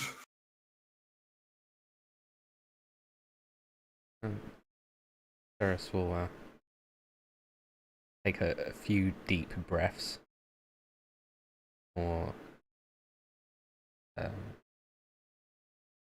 before just saying simply, "Auntie." Finally awake then, my child.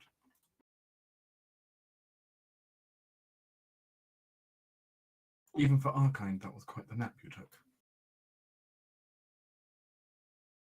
It's been a while, and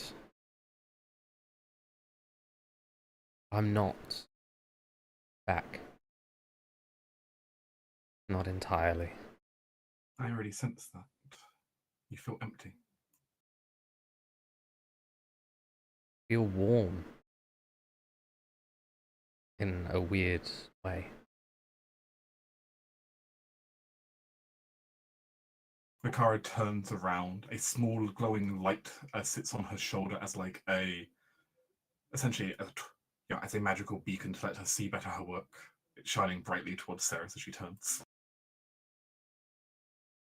Ceres actually winces at the normal level of light.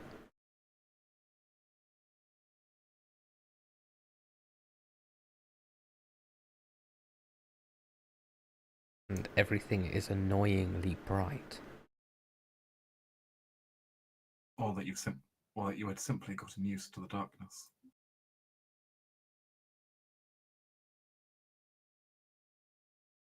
She kind of looks at you with a knowing look before looking to Vickers and then back to you with a, should I speak more?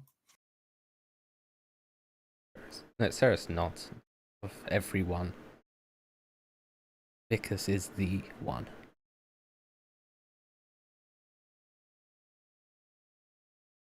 Good spy master. I assume you do understand what she's currently suffering from. She gestures a icy hand of her own.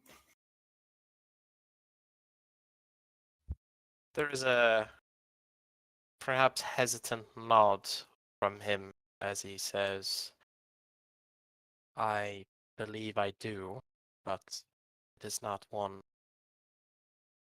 that I should be mistaken in. Please, let me know the full extent. I had already taken a cursory look at my dear niece when she was in the infirmary. And I had heard stories from from the physicians describing what they had heard secondhand, that she had almost faded entirely from this world into shadows itself. Yet she was clutched back by the purifying light of her liege.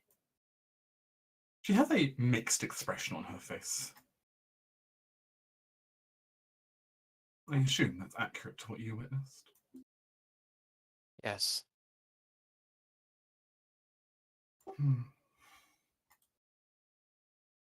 In plain terms, the prognosis isn't good. I'm sorry to say. While divine intervention has literally saved your life, my dear, it didn't save all of it.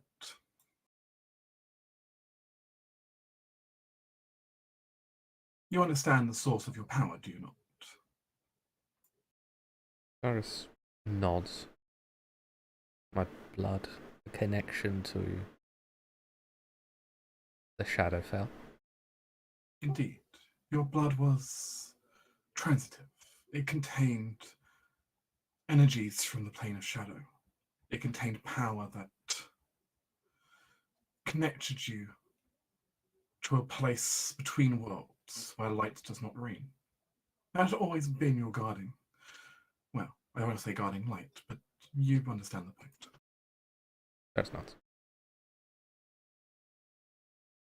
But when I look at you now, none of that is there. And from what I can tell, it appears that, well, the blanket of shadow that had protected you before, when you had collapsed and lost control, as you did, the blight having overtaken you, it appears whatever entity it was that gifted you with such a miraculous affinity for it, began to pull you through. In an effort to protect you from true destruction, it began to pull your very essence through to the Shadowfell. That is what everyone witnessed. As an aegis against death itself. Somewhat remarkable, actually.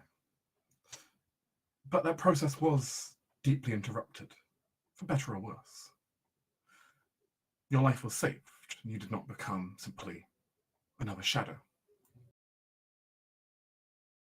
But while your life was saved, I do believe that what energy, what connection was left got pulled entirely through the rift.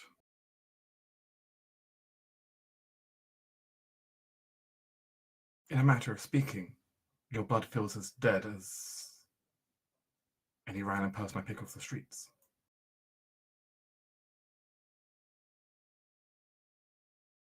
That's why it felt so wrong casting that ritual. You no longer have the aegis of shadows protecting you from the blight, protecting you from the burdens that she could have rolled up her own sleeve, showing a vein bigger than the two of you have ever seen, completely black and charred. The curse of normal mages that you got so much to enjoy, I'm afraid, well, it is getting its due back on you now. Eris shakes her head and says, but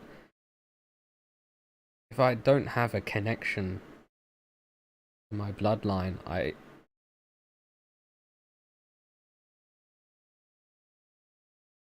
I can't. I have to. You are now but a mere mortal, girl. Sorry to be blunt about it, but you are. Eris purses her lips. How do I fix this? How can I keep my oath and serve? Fix this. You can't simply reclaim the shadows. It's not that simple. Then teach me how you do it. How you cast. Oh. You're serious? As serious as these scars on my hands that won't fade. I'm as serious as the blood oath I made to a king 3 generations back. You have spent your entire life relying on powers which were granted to you. You knew the theorem only at a surface level, but if you were to learn magic our way, you would have to relearn almost everything you knew. I'm a quick study. But your body has suffered much.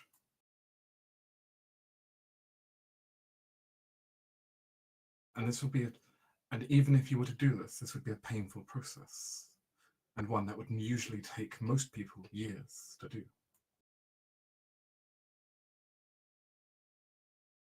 No, you certainly have that time on your time span. Everyone else's is a different question. Sarah shakes her head and says, I don't have years, Makara. I have days, weeks at most. I don't care about effort. Christ, I spent 5 years in a tavern, making sure that the king didn't drown in his own puke. I've heard the tales.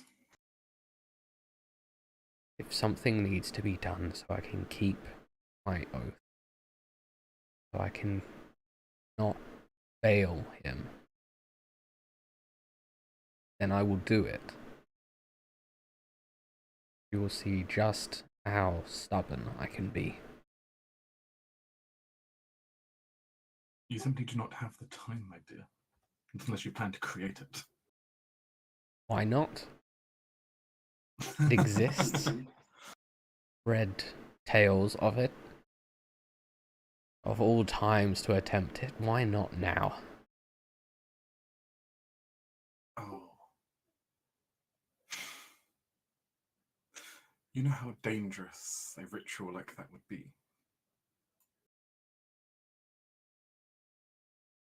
Sarah sort of like looks away briefly as if she's trying to crunch the numbers in her own head, and then looks back and says vaguely,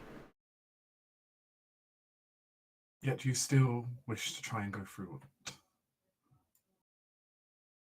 no, I wish to do it. There is no ifs or wish or I will do it. Well, as it stands, your body is in no state to withstand it, not by normal means. Though I do know of one way you could try to speed up your process substantially.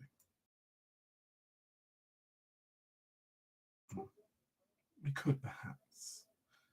She kind of looks to you with a assessing look, trying to figure out if you're strong enough.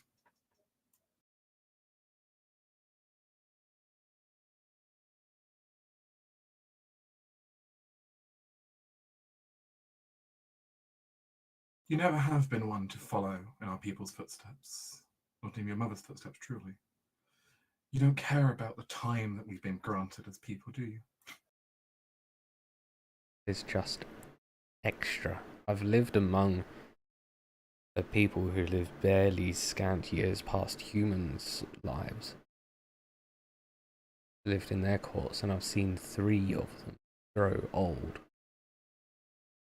And my life is barely considered an adult life in ours. I don't see these extra centuries as time to languish. They're time to learn.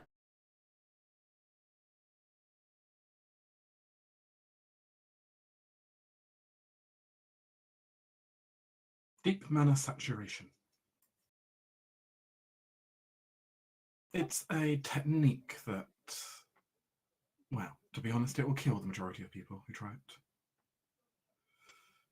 Theoretically, though, I could try to pull what blight is in you straight out, and then continually reflood the room with greater and greater levels of the etheric energy. In such a process, you may be able to develop a new control over it in a fraction of the time someone normally would, perhaps even enough to attempt your ritual.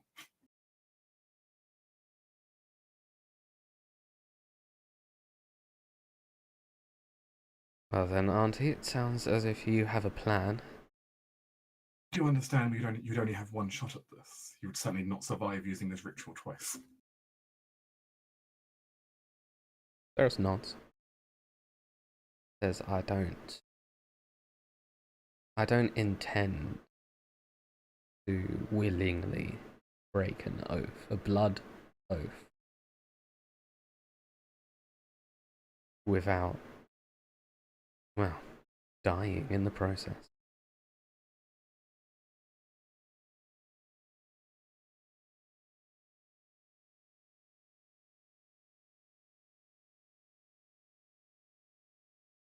She nods. But she, as her eyes peer back to the spy master standing in the room.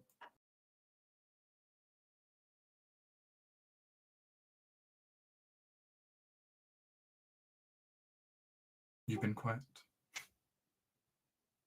Aren't I always? I suppose. But you take no objection to her attempting any overly dangerous plan.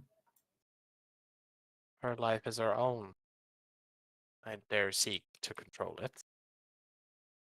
And I've never seen her back down from a challenge, as this is challenge of her life, perhaps, but I have faith in her. That is all she needs from me.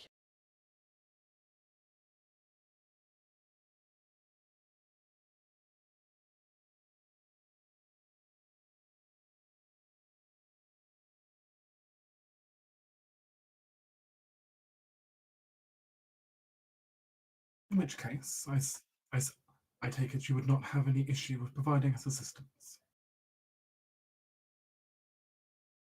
He nods. Whatever you need. And there's a brief glimpse in his eyes of truthfulness, of that if it was required, he would give everything he had, whatever that was, for her. Oh, nothing so dramatic. He smiles. Gauging your expression. So Sarah will give Vickers a very heartfelt smile. You see her trace her hand across the air, and just a piece of paper floats down into Vickers' hands. Could you see to trying to gather these reagents? In the meanwhile, I will take a leave of absence if that's okay, as I will need to go and grab an associate of mine.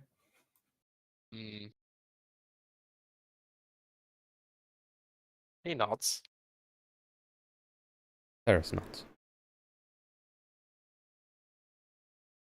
I shall hopefully be back within a day, but if not, as soon as I can.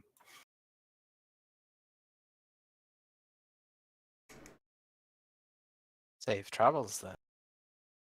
In the meanwhile, I would recommend hitting the books hard, my dear child. You're going to need to know to control the power I give you.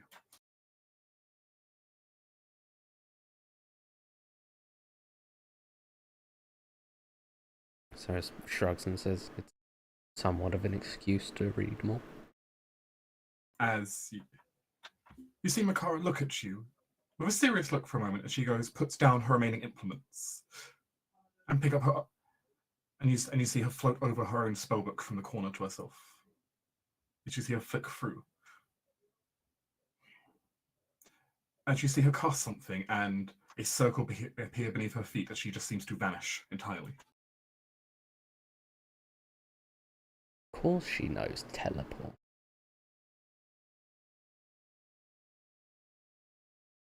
Darius, Yes? what do you want me to do? Do you want me to tell him? Ferris thinks. Not until it's started. I worry that the old fool will either try and stop me or dissuade me or some other path, and or worse, command it. There's a wry smile on his face as he says, "Very well, but you will owe me if he doesn't chop my head off before that." There's smiles. There's a deal. And don't go dying on me either, please. That'd be worse. I have a 100% survival rate. I'll be just fine. As he goes out at the first proper laugh, perhaps just all the stress just pushing out in the. Yeah, sure it'll be. Cirrus will do something out of character for both of them, and she'll sort of just step into Vicus and give him a hug.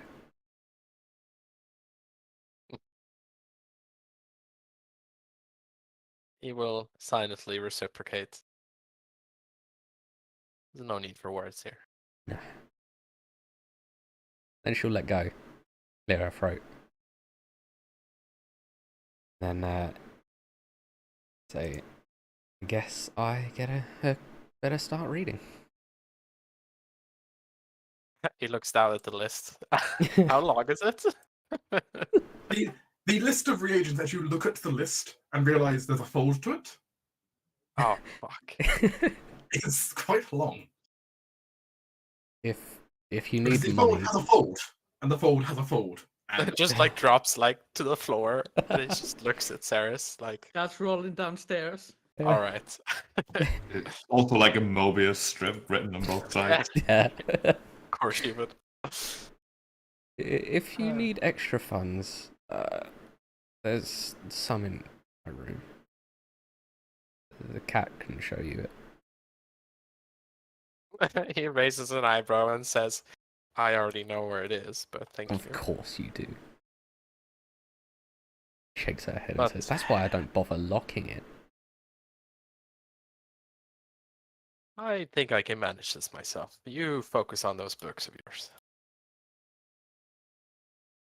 There's like, reaches out a hand, like she normally would, to get like a book shifting, and then realise, sigh, and then actually go to do like non-magical studying about magic. perhaps doubly frustrating when you remember some of the libraries have double-stacked bookcases. Oh yeah. You'll actually have to use the ladder. Oh, the ladder. It's then that Ceres realizes while she was thinking about that, she hears a chuckle far off in the distance. Vicus has already left.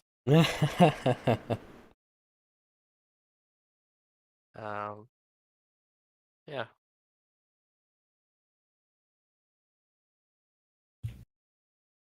Would Vicus go? Where would he go once this scene is over?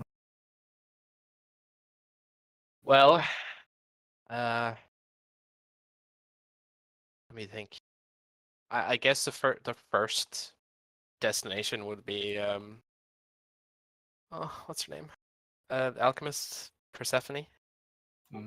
He'd be heading there because I mean he has a whole list of reagents. He needs to know someone who knows where to get this stuff. And it is next door to the tower, so... Yeah, so he'd be heading out of the tower. He'd be walking across from it. Yeah, that's where he's going. Okay.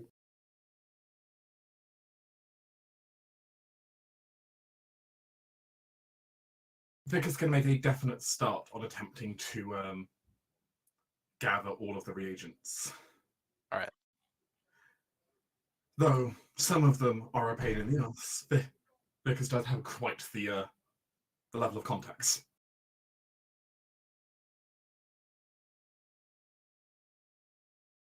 And you have fostered some decent merchants in the town which can help as well.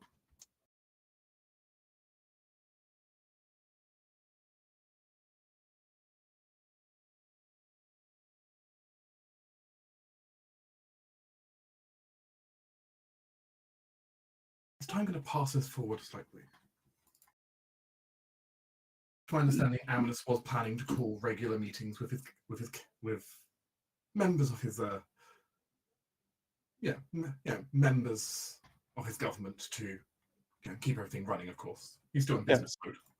Yes, certainly.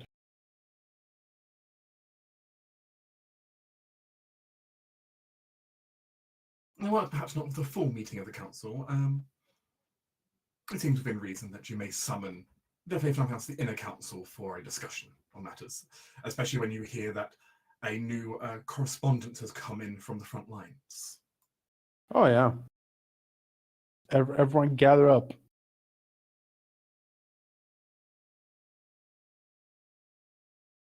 As in which case?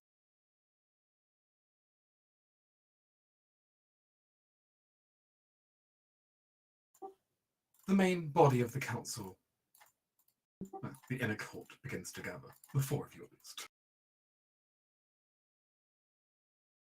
For the immediate moment. Along with, of course, if you so desire, You may bring Arkhan, of course, along to attend with you if you Yeah. so decide. Yeah, he's always with them. More or less. And as you kind of sit in the council room, there is one additional person who attempts to make themselves present, entering into the room as you kind of thought everyone was here. All right. And who might that be? Ah, yes. Miss Valens. Yes. Before the session starts, how many days have passed since the disappearance of Ceres?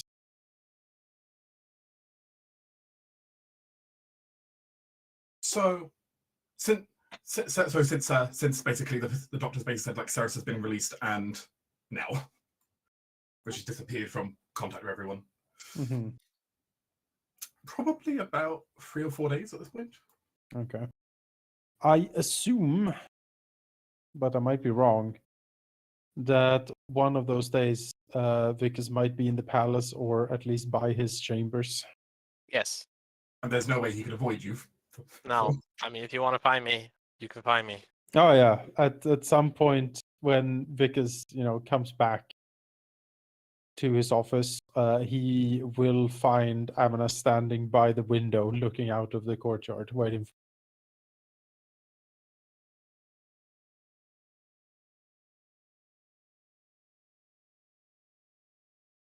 Hello, Aminus. He'll straighten up slightly, keep looking out, and Vickers, I have been looking for you. I'm here. Yes, so you are. He'll turn slowly, look upon Vickers up and down.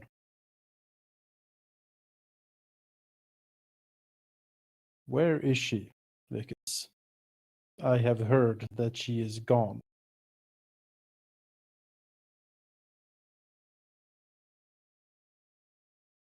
There's a frown on his face as he walks over and pulls out the chair from the desk and sits on it.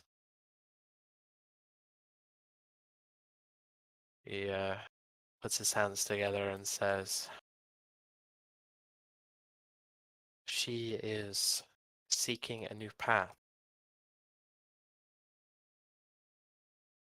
Why?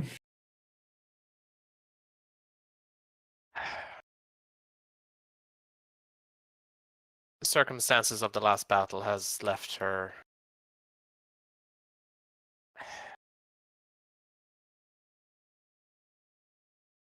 without most of her capabilities. He frowns. She has lost her magic. Vickers leaves that sentence floating in the air for quite an uncomfortable time before he says, "She is determined to find a new way, and I have assisted her." There's a slightly annoyed, clicking sound as Amnath clacks his teeth together in a sort of he grimaces as he bites down. Muscles bulging along the side of the jaw.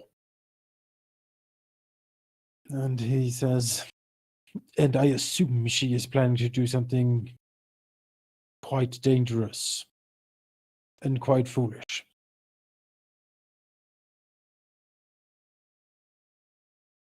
I lied to many people, my liege, but not to you. That is the gist of it. Yeah. Looks at him up and down and says, "And you assisted her in it?" I have an oath to you, but I have a lifelong wish to see her well. So yes, I assisted her. Yeah. He drums his fingers slightly on the side of the windowsill where one of his hands has been resting as he's half turned around. He pulls himself up and then lets out a deep sigh.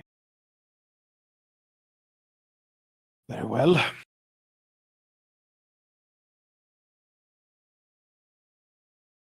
I would ask for her sake that you don't look for her.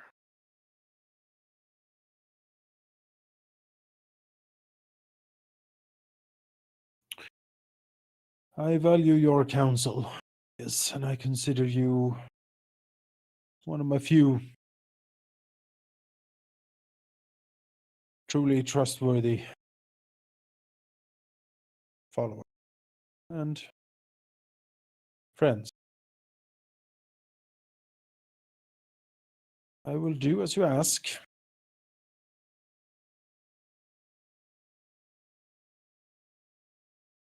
And I will pray that she succeeds in whatever mad quest she's trying to purport. Glances up towards the spire. Where there's been a very strange set of flickering lights over the past.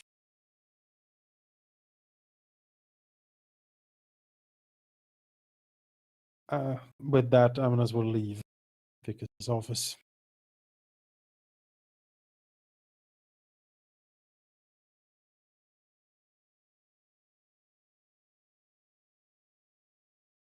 All right.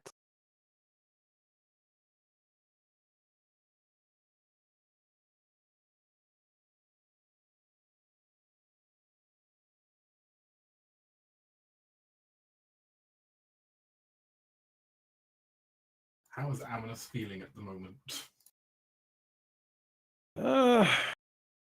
His word about Ceres. She has never been subtle or careful. So whatever she's planning is going to be dramatic and supremely dangerous. Truly her style. Yes. He hopes that she will be okay. And in his back of his mind, he hopes that she doesn't blow up half the city in the attack.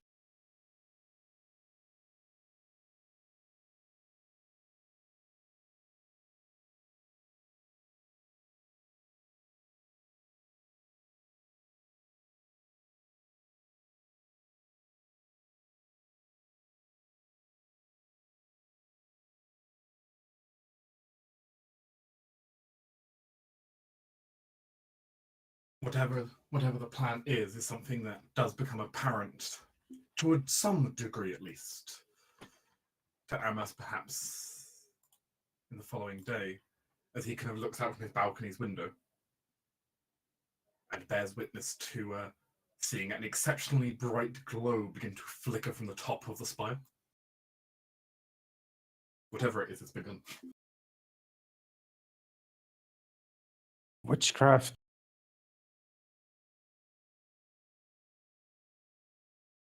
Well, it'll probably be even more dangerous to try to stop it.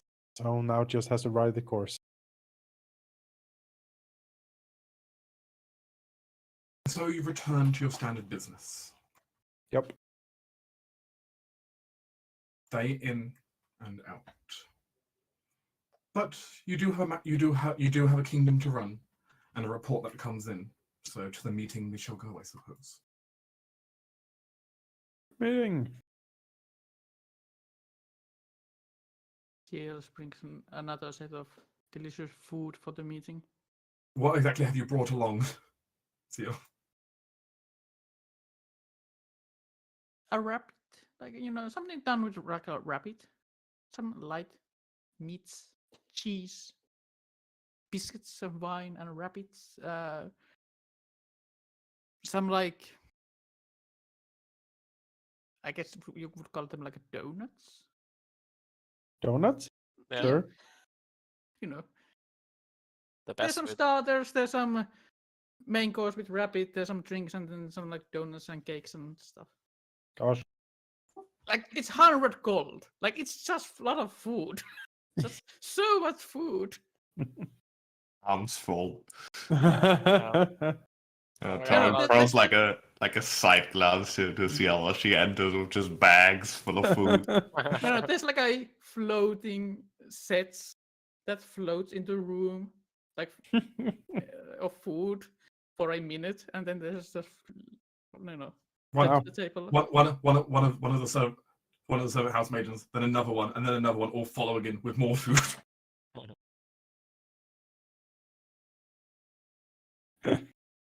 That's great. Getting the most out of that cooking feat. I don't have the cooking feed. You should at this point. It is something that she just does. Looks like Ciel's going for a story feat. Uh, This room is flooded with food. Charlotte just kind of looking in amazement at all of this and kind of looking over. Very gourmet. Are you... Is this how every council meeting is? I No. hope not, but it does smell good. So you should at least share. I mean, it's all food is for all of you. Would be fun if Celia stayed with all herself. No. I am not gluttonous, I'm as lazy. There you go. Even at Torrens' call, I'm not sure if he could eat all. I mean, just take it to your cards. You know, they have been really enjoying the breads that I have given to them.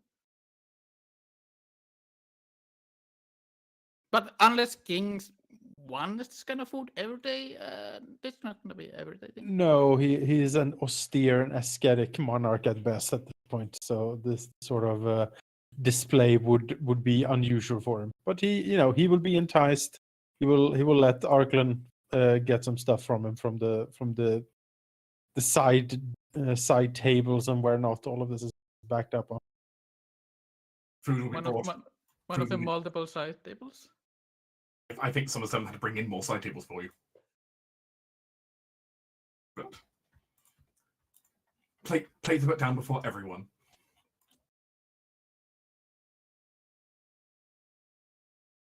Well, while we wait for our court mage to decide that she is ready for taking up her duties again, then perhaps we can deal with some other business. As well look over to the people in attendance. Hello, Scout. Patiently in the corner, in the kind of the corner by the door, a scout waits for you with a missive. I honestly thought that was an assassin at first, like with the knife.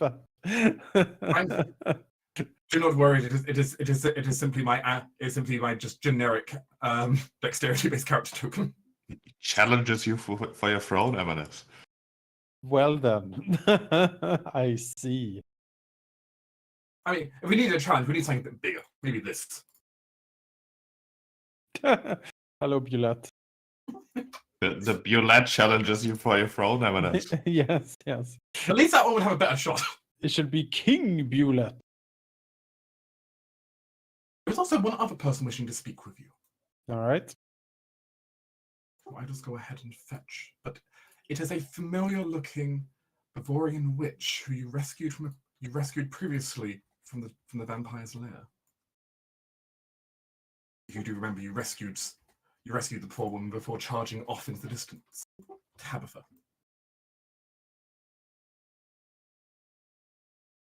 All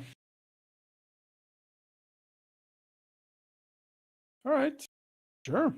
We are ready to hear petitions. Do you wish to hear from the local witch, or do you wish to hear from the scout first? I will talk to the scout. The scout looks fairly out of breath. This meeting was called in a bit of a hurry, and it seems the scout has still not caught his breath from apparently the march back up here. Not fully. Your Highness, I bring word from deep to the south. All right. Let's hear it.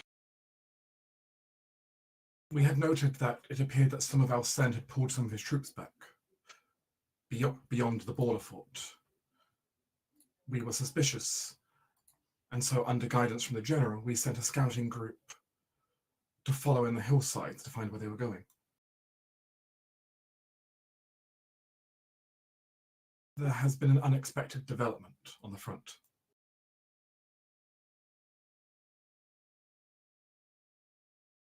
All right. In the lower pine woods, it appears the horde has breached the wall. Oh.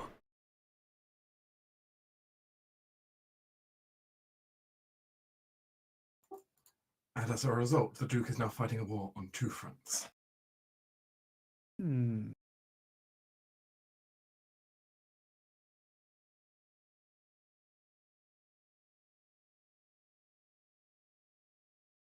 Interesting. Also, yes, for anyone, we can switch the political map for a moment. As you can see, Reichhold is currently much occupied.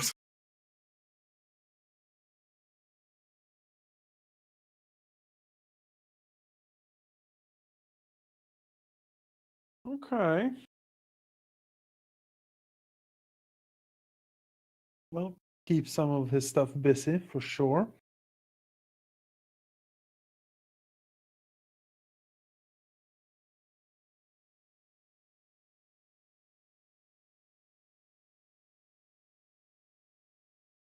We're Well, not entirely sure how he has managed to breach, or how the horde has managed to breach through, but regardless, it's, well, I suppose a blessing for now, though it may become our curse, assuming we win this. If I'm not speaking too openly. it is a boon in the short term, I suspect, diverting more forces away from our front to the back. But it is troubling that the horde is moving west.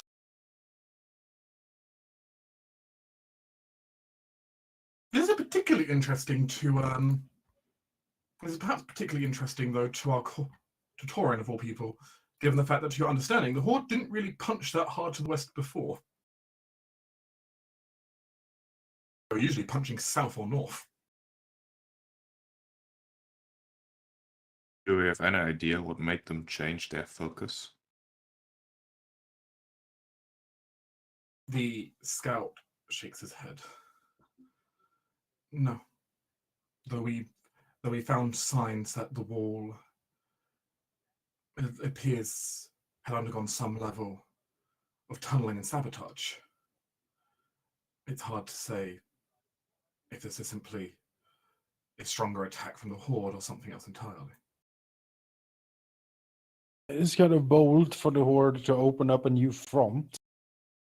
They're already engaged in the northeast and the south.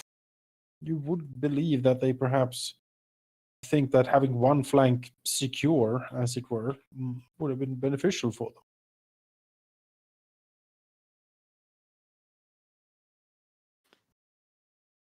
But I'm not keen on their tactics. Maybe they are just rampaging and difficult to control. He sort of looks over to Torn. I mean, yeah. What are their tactics, Doug? I feel like Torrin would know a lot, really. You would. They are fractured, to your understanding. Well, is that as a horde considered, often thought of it as a singular thing? It really isn't. But as a general thing, each of the different kind of tribe groups definitely has its own tactics, but orcs in general can be overall described though as very front heavy in their tactics, which has been much to the advantage of defenders. As much as they are a near unstoppable force, it's a very clear to see coming force, if that makes sense. They're usually very direct, very blunt instrument. This kind of I'm trying to think of the correct word for this kind of like sapping work on a wall like this. Well, you have seen them try basic version of that before. You've never seen them manage to take out anything significant with it before. This certainly strikes you as unusual, given how blunt instrument they have been in their fractured state, even fighting among themselves. Torrin will basically like think out loud, but then sort of pause and say, "My intuition is telling me that someone is using the horde for their own means. However, I fail to see who would benefit from this. Other than us, I suppose. Amanas frowns down at the map for a second, and then he looks up, frowns again, and says,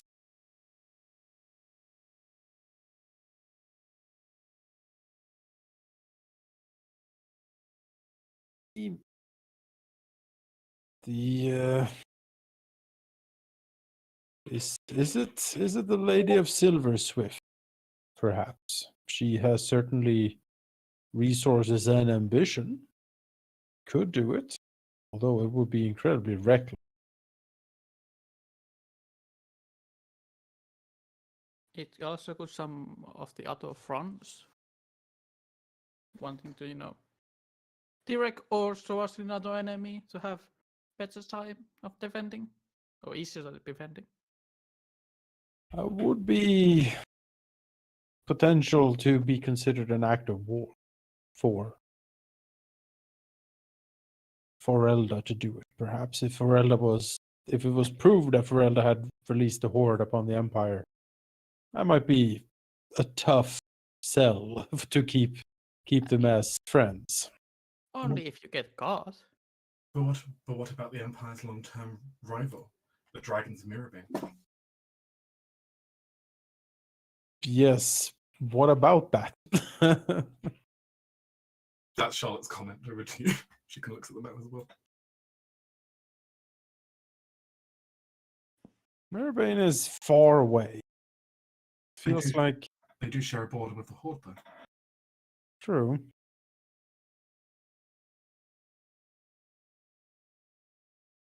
Could be. Could be. If they were striking up for some kind of effort against the Empire again, I mean, diverting forces to an Orc horde seems like a good idea. In the short term, we will benefit from this, but I get the distinct feeling that we need to deal with this rather shortly after Alcend has been conquered.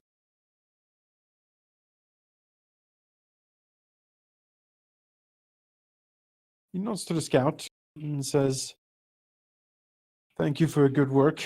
You may leave." He salutes and takes his leave from the chamber.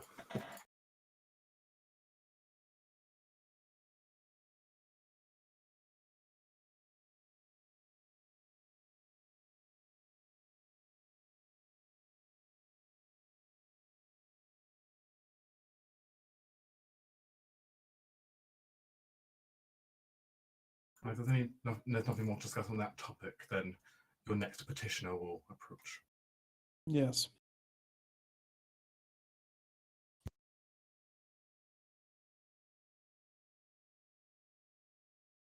The local witch. If that is the title to use. What title would she prefer? I can accept that. Works. You must extend thanks again for my valiant rescue. And I've come to understand, though, you are currently at war with your southern neighbors. The blood and screams of war have all become evident, even to my people in hiding.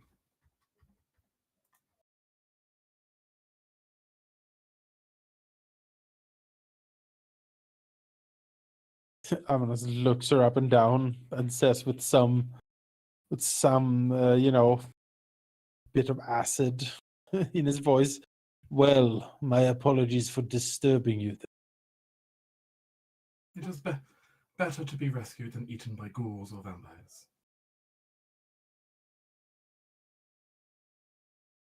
So, what can the crown do for you then?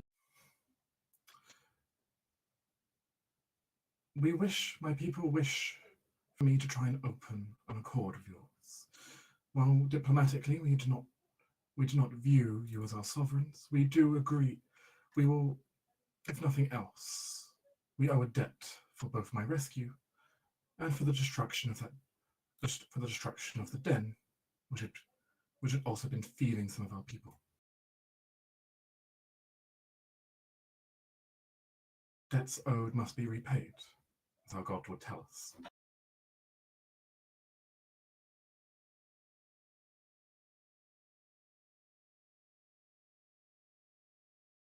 Tabitha kind of looks around at the group for a moment. My people do not have the resources to join a war effort.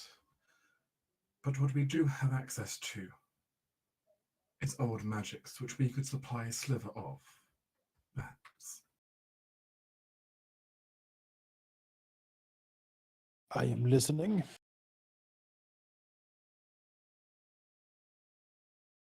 My people are split on how to help you. Some of us with the older faiths wanting to use what our people specialized in. But I understand to yours that may be less tasteful. The dark arts of death itself. We could potentially bolster your forces with some of the enemies deceased if you really wished. But as said, I think your own church would disagree with that.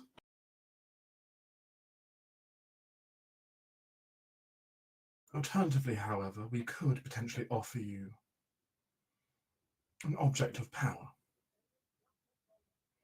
We know of several nearby tombs and crypts, each of which contained buried magic, one of which, to our protectors, we would be able to offer as a reward.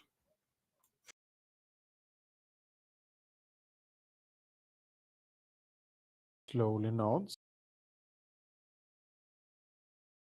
How many of these revenants could you potentially conjure up to serve in the force?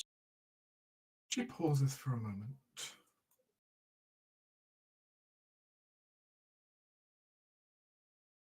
If you were to give that to us, we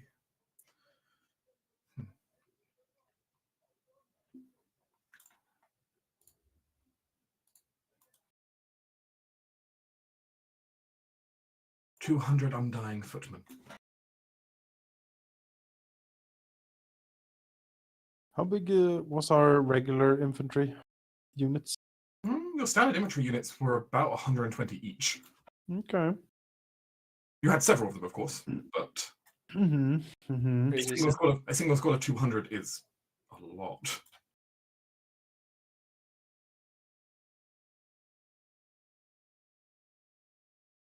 And I mean, them being undead certainly would have benefits, like tactically speaking. Tactically, they certainly have many uses to them. Logistically, they are cheaper to run. They, of course, are not really affected by the cold as much. They can go under the water. They are immune to various things. Undead are very potent. May demoralize your troops slightly to be fighting alongside the dead, but that's a different issue. Might demoralize the enemy more. That's also true. Seeing your friend, seeing your friend die, then rise as a revenant.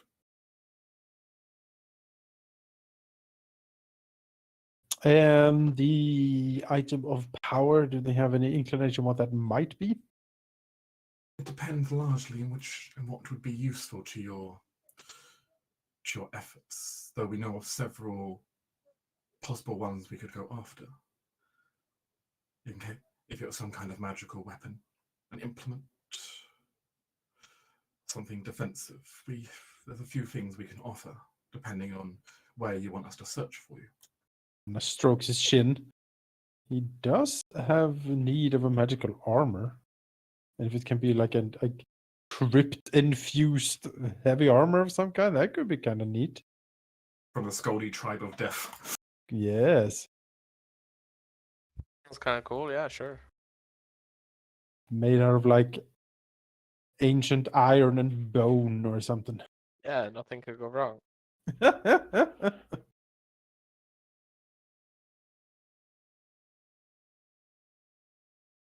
Well, I'm gonna look to the others. A unit of revenant swordsmen or an item of power? What do you guys? I would say item of power. I think the item would be most simple. It can be identified, and if it's cursed, it can be removed. Yeah. Where Alright. undead might go wherever the undead wishes to go. Also, they're expendable, whereas an item, kind of sticks around. So, True. well, and it can be used perhaps later if we want something more. Throw it in the forge. It's also a source of mana if we need it. Like, good.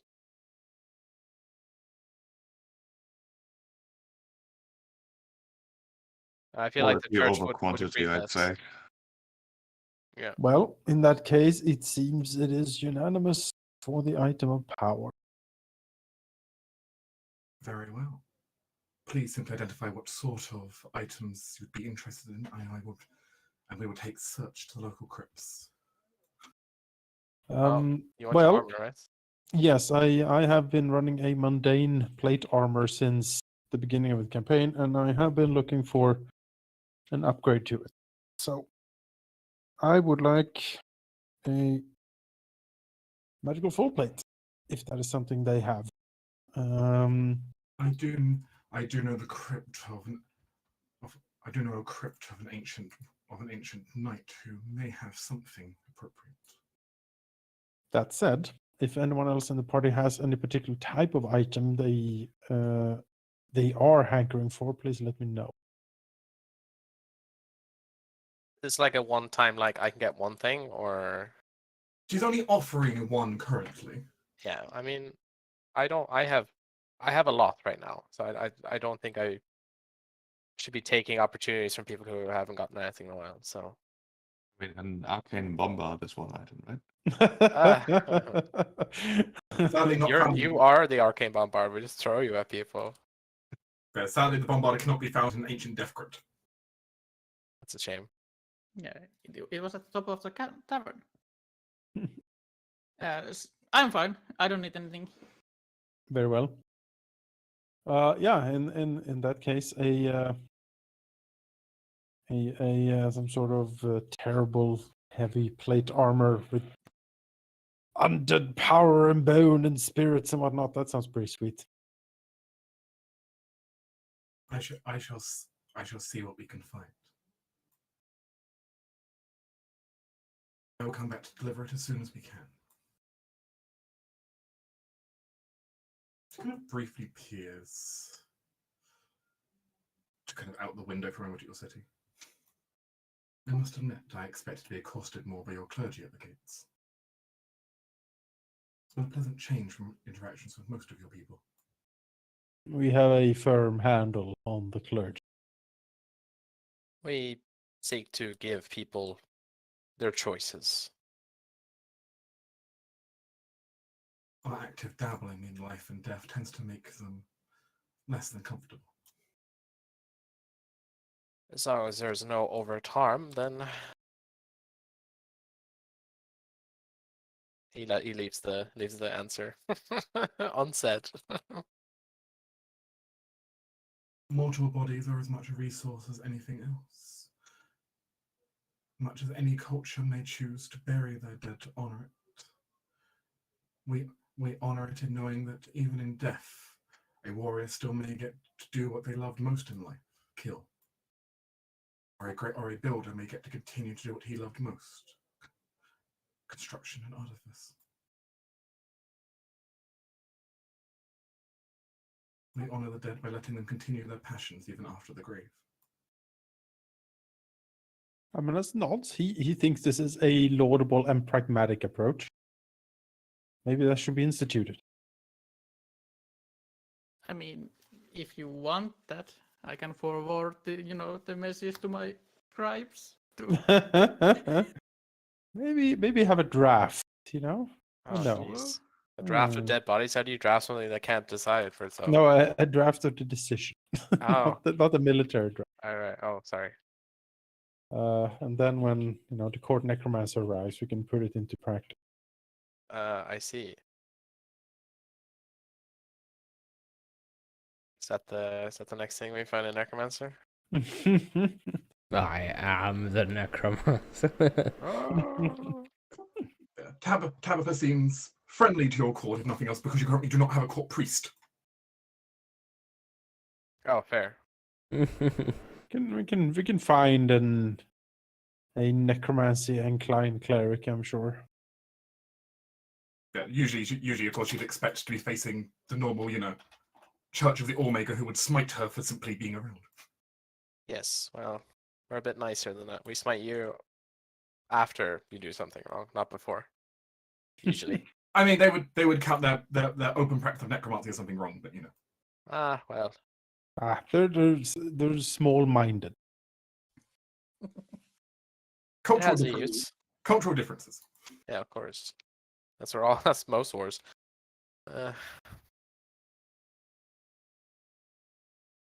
All right. Yeah. Well, Amanas will direct the wishes of the court and also say that they are happy to receive their gifts, and hopes that the continuing cooperation between our people may continue. Tabitha cautiously nods and take her leave. Now you die!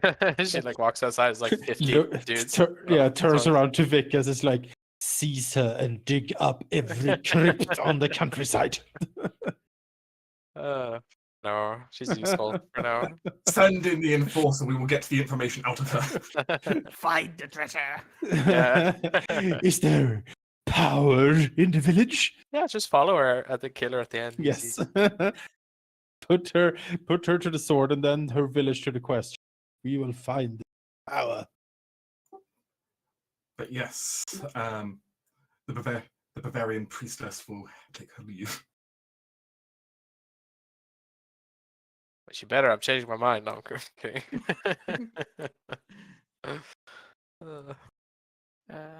Please do let me know if you plan to have her executed. No executions today. I'll send you a message now. later, Dirk.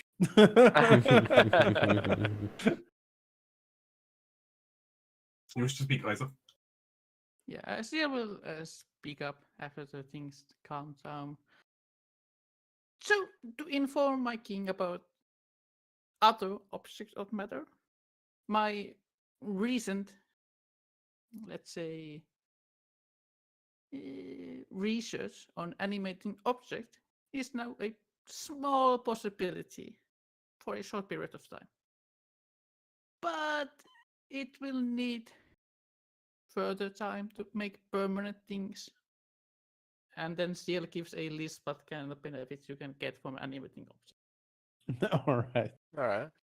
There's making things fly for a short while. There's making like animated armors to guard people for a short while, and with research, possibilities to make permanent.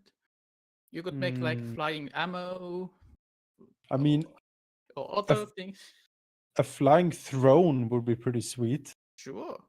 It can be Hey man, the first thing you think of, a flying throne. Couldn't get it in Star Wars: The Old Republic. You're not getting it now. I'm getting it here. I'm getting that flying throne. There's maybe a special project that will need the Royal Forge Master to assist you with. can get a flying ship with a flying throne in its own. Yes. But the problem is that there's a limit of time currently. Right. Well, I mean, of all manner of animated objects I could think of, I do like the idea of animated armors for guarding, like you make like helmed horrors or something like that. That could be pretty sweet. But the crown achievement would definitely be an airship. Talk about arriving in style if we can cruise the realm in that thing. Yeah, it could fly 30 feet. All right. By itself in action. And it would have, some ramming capabilities. Would mainly use it for travel to sort of, flying seems to probably be way quicker than any other form of travel, regardless of the way the crow flies is always quicker than traveling over. Yeah. And it is quite the prestige piece. So how much research / resources / time would it take to actually make a flying ship? Ship? Uncertainty, but the estimate is the casting might take up to a year if the usual pattern with these kind of spells. To a year. Yes, if you want to make a permanent thing. I would like a permanent thing. And like the thing where you cast it every day for a year and becomes sort of like teleportation circles and Yes, stuff like that. yeah, I'm thinking, but that needs to be researched. But that's like the usual pattern with these kind of things. You'd also, I like it. You'd also, of course, have to construct a mighty ship. Oh, that's easy. Yeah, but the limit is with size huge. Well, if you're casting it for an entire year, you may be able to vitrify it up. But for now, limit is for huge and for a short period of time. All right. Well, that is excellent news. Keep looking into it. A sky ship is something I would enjoy quite a bit and would allow us to travel all over the kingdom, pretty much unhindered, and reach all manner of interesting, fantastic places. If you wanted a full-size sky ship, that would definitely be quite a long-term project. You'll need to not only the casting, but you also need to, of course, build an appropriate dock and Yes. And like reconstruct the ship. 50 arcane bombardment thingy. Yes, bombards like raining down destruction from it. This would be a multi-stage project if it was going to initiate. Of course. I mean, I want it done today. Stat. Yeah. I mean, we want like this. Yeah, this is exactly what we want. What we want, what you want, yes. An evil floating airship that can like transform into a huge throne for you to sit on. I mean, that would be pretty sweet. The transforming part can be later, but no, it's one of those like the cube that turns into a wizard tower. It's just that, so the airship turns into a throne that you sit on. Oh yeah, my portable like throne / airship. Yeah. We will see where the research will go. Yeah. See, will also inform in the future, whenever this project is done. I will be also dabbling into shrine protection, but that is for now. It's for later. All right. I need to look up abjuration stuff. That seems like a good segue, if I may interject. Charlotte looks over. Of course. If the king wishes. Sure, she can speak. He supposes. On the topic of abjurations, in your absence, of course, and at Ceres's behest, I stayed and kept all of the sensitive parts of the palace warded in the event that the Duke attempted to teleport troops inside. Yes. Well, I was reviewing all of my wards today that I had placed and renewing them, and I came to realize that one of them had been tripped, though it resisted someone teleporting through. Hmm. In due diligence, I decided to try and see if I could track where exactly the trip came from. And someone did attempt to teleport into the hallway just outside of your room, my liege. Interesting. And I don't suppose we have an inclination who it was. Does a magic leave a form of signature or something? He sort of waves a hand. There was a trail leading deep to the south. But unfortunately, I wasn't able to. I can't give you much further than whoever it was further than simply Arsene's tower. How exactly would they have the means to so accurately teleport? They would have had to see it before. So, Scry. Oh, visit this place. Have you had any far southern visitors like recently here? A one mage. The mage from the Alzan. Yeah, there was a mage sent as a diplomatic in here. It's true, but if this attempt was supposedly made further than Alcend, like further south, I I guess mean, it could be someone that has been here before we were here. true, one of the high elves, But then again, but they're up north, like locked into their I weird mean, it could be the blood elves. blood elves. yeah, Ew. Jonas, It's not, Hmm? we have one here. Ew. Talked about this. Can't just say ew. They're traitors. Ugh. I see it unlikely it was the elves. If it was them, well, there are no elven groups it would make sense for. At least in my opinion. Agree. I don't. To my understanding, you've not made any enemies of large groups of wood elves. No, quite the opposite. The high elf's presence is all but naught in the land at this point, having retreated too far beyond the Northern Crown. And the blood elves are too involved in the war, I think, to simply try to send a person straight to your throne room. This would be quite the powerful mage. Even if they could do the distance, why would they?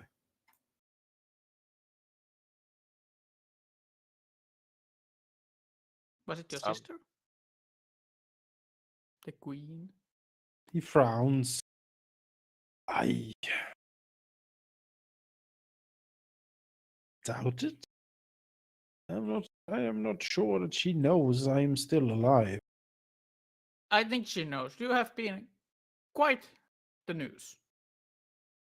But she would have had to have been here to see. Or I the- mean, it She's not- no mage. She's not- a But a mage could be trying to bring her here. If one is a different mage who has seen it. yeah, the mage needs it, not the queen itself. True. Do we have any mages? I guess we wouldn't know. It's possible. We might have some sort of high elven mage or someone who has seen this place once and then would be able to teleport. Well, just that Intuition check here, mage. just to see if Well, Vicus do can remember we- anyone who would have been like those Yeah. circumstances. Do we know who is the archmage of the empire at the moment? You do not have a good information on who that would actually be at this time. Hmm.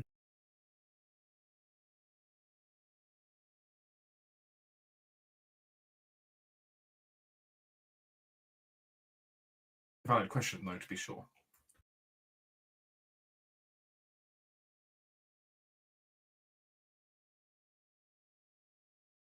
It is possible. Well, make sure you double and triple check the wards. I've already done so. Is And there a way to set up a trap for someone who does that again?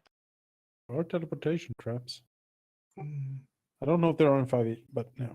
That's likely possible. It's outside my initial realm, but I'm sure that Mrs. Mazzara could do that. Perhaps you can collaborate with her then. I'll see what we can do. Since we already know they've targeted the rooms near where Alice tends to, sorry, she would say, our lordship tends to stay. Those would probably be the best place to try and lay the traps. Like a good idea. Yeah, sounds good to me.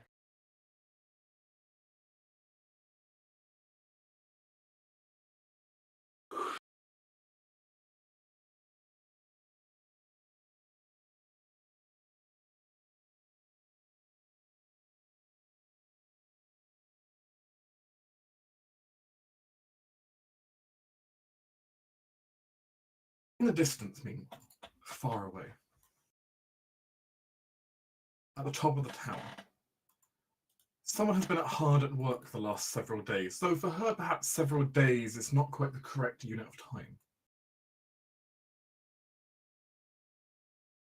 Talania. Mm-hmm. Dedicating yourself to the process and agreeing to Mazara's plans, she took you to one of the basement rooms of the tower, a place that's very rarely used. A place that you can see that she is heavily warded.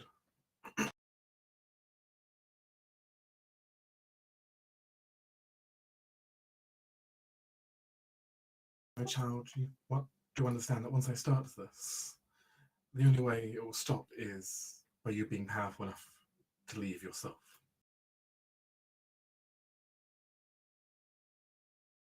There's nods. I'm ready. Please, take the potions I gave you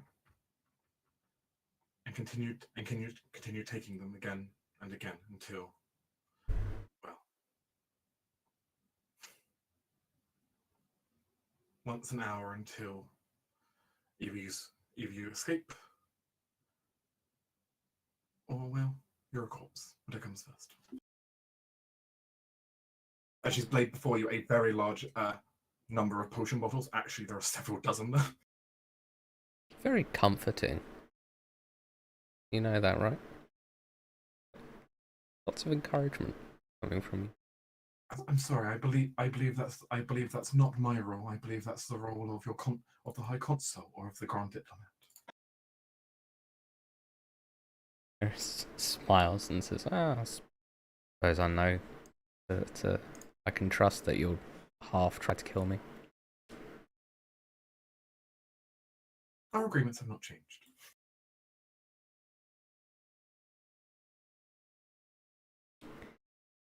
I will be sealing the door now. Good luck. Thanks. As she kind of magically closes this very thick, like it's like 4 foot, 5 foot thick, just a slab of stone across the door. As you see the runes beneath your feet begin to light up, and within moments, Ceres feels this intense pull of mana, stronger than she's probably ever felt it individually, like by itself, but just all around her, flooding the entire room at an intensity that almost would make it hard to breathe. You obviously have the potions you were given, which I assume Ceres will take per the instructions. Well, yeah.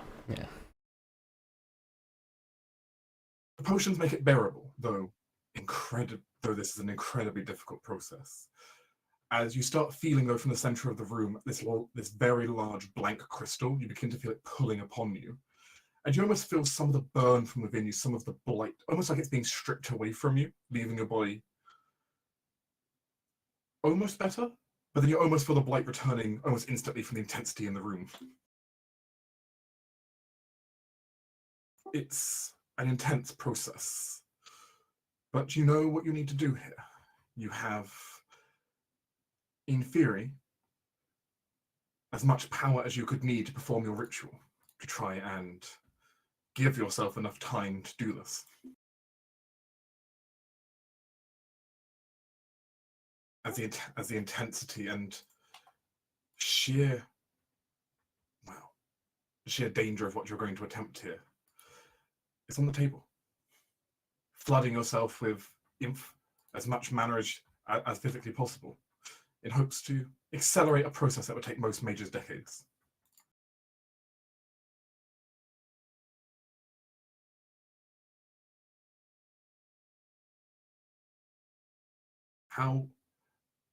Do you have any idea exactly for how Ceres may perform her ritual?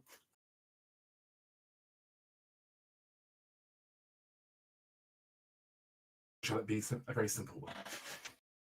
From her view. I think for her, it's a straightforward. There's an end game to this, and if anything, She knows that this is going to take a while. I mean, she can pretty much count it from the several dozen bottles that she said take every hour, how long this is going to take. She's probably even going to try and push as much as she can. To even sort of push the limits further. Like, she at the moment feels as if she is failing in her duties, and the last thing that she's willing to do is to falter. And she'll, in essence, use the near constant, or the constant stream of mana around her to try and, well, she'd been reading about altering time itself a lot, and to slow down her time so that she, or slow down time, but not for herself, so she has to deal with it at the same rate, but it comes out faster for everybody else, in essence. To give yourself that more time which you lack Yeah. to complete your work. And only with a constant stream of mana could she actually make any effect of any, like, real contribution. Chronomancy is an incredibly dangerous school. One which could very easily wipe someone from existence if they did it wrong. But it has the potential to be one of the strongest schools if used correctly. In your current state, though, to pull it off, is going to take every last bit of effort Ceres has got. As she constructs her circle in the room and begins to go through the process of channeling the power, constantly feeling the blight stripped off her and then burn again, as it's constantly renewed by the power she's trying to channel and the power just lingering in the air. Minutes quickly turn to hours. An hour quickly turns to a day. A day quickly turns to 2. The process of this ritual is grueling. Ceres feel like her veins, for almost the entire period, almost as if they're ablaze. The constant feeling of the blight trying to get in and then being immediately ripped away by Mazara's wards. It's a process which very few could get through.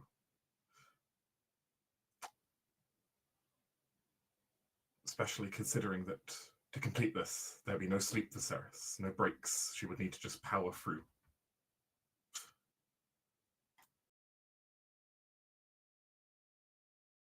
She channels the ritual deeper and deeper. Is she? Is she committed to succeed no matter the cost?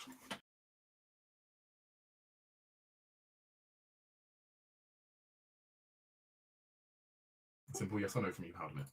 Oh, sorry, I was muted. Yeah, for her, there's no other alternative. Only success here. The power through. The bottles you were given to stave off the blight quickly run out. But it feels so quick, at least, in the grueling ritual. But you power on regardless. And channeling through all your power, eventually you crack it. And to Ceres, in a brief moment, all of the burning sensation, all of the blight stops. And as if the entire world around her, the thrumming of the runes, everything seems to slow to a halt. Seconds become minutes. Minutes become hours. Hours, who knows? Weeks, months, eternity itself. If only for a moment, as you're flooded with all of the power of the room.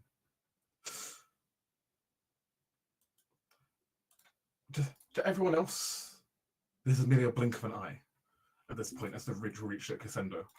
But Viserys, she is given all the time she needs to perfect her craft. Fully grasp what power she is trying to reach to.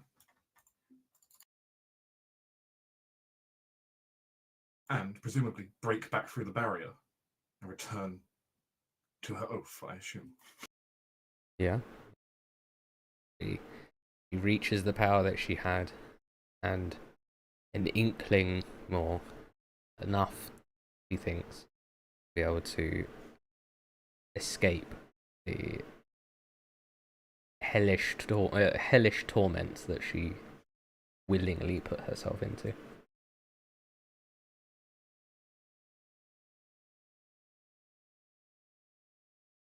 As everyone is talking in the meeting room, a very bright light can be seen from the tower as a massive discharge of magical energy shoots up into the heavens from the tower's core.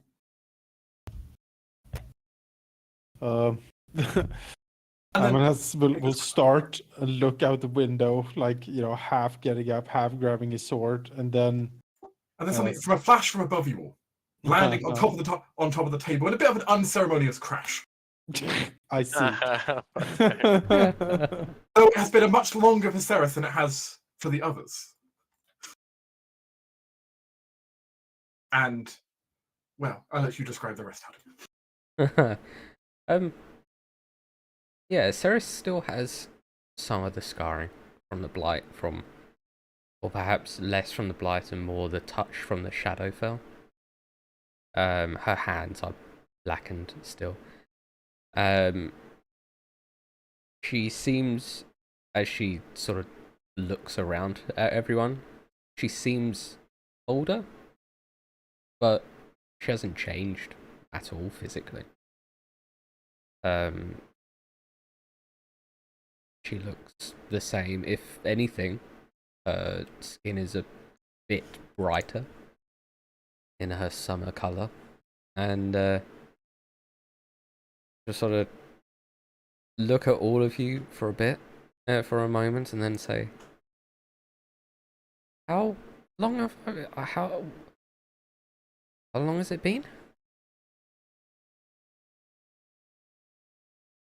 Only a moment. Couple of days. Looks her up and down. There's a 4. like a smile cracks her lips, and then a grin, and then she looks to Vicus, says, "I did it. I told you I could do it." Sarah's stomach immediately growls. She like grabs her stomach, like, "Oh, I forgot about that bit." Points towards the side tables. And you look over and you see an ungodly amount of food for some reason in the council chamber. Amunas looks over to Seal, looks over to Ceres, looks over to Vicus. This feels like a plot. She has to accept that she's now part of this plot. Yes. Even she did nothing. Yes. Ceres just starts like pulling food over to her and eating as she like starts getting off the table, stuffing her mouth full of food.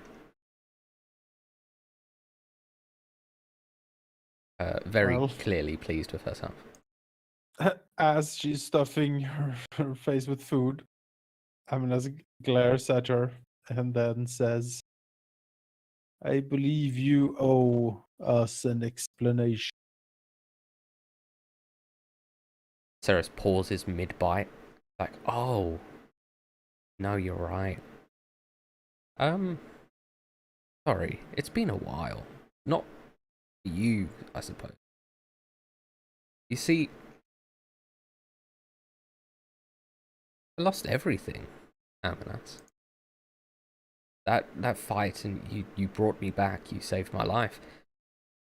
But I lost my connection, my power. I had nothing. But I had one thing. That oath I swore to your grandfather, but long before you were even considered. I swore an oath.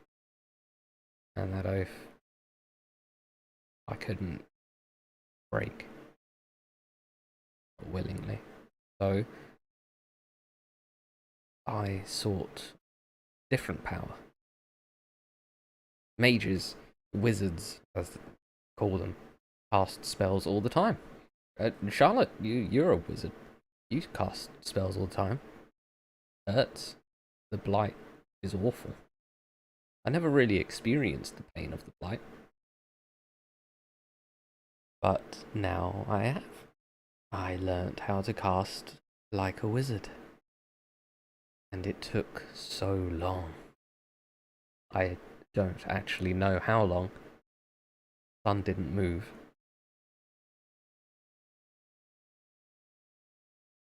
But I, with Mikara's help, I couldn't have done it without her, without those potions, but I stopped time. Just for myself. I don't think I could do it again easily, and not even in a... I couldn't do it again, but I stopped time, and I learned. I practiced, I trained, I learnt, and I came back to ensure my oath to your grandfather, and by extension to you, would not be broken. Unfortunately, there's no food in no time. And that room was so filled with mana that it just kept me going, but now there is no mana to keep me nourished. I am excessively hungry. Well, Well. you have 95 gold to eat.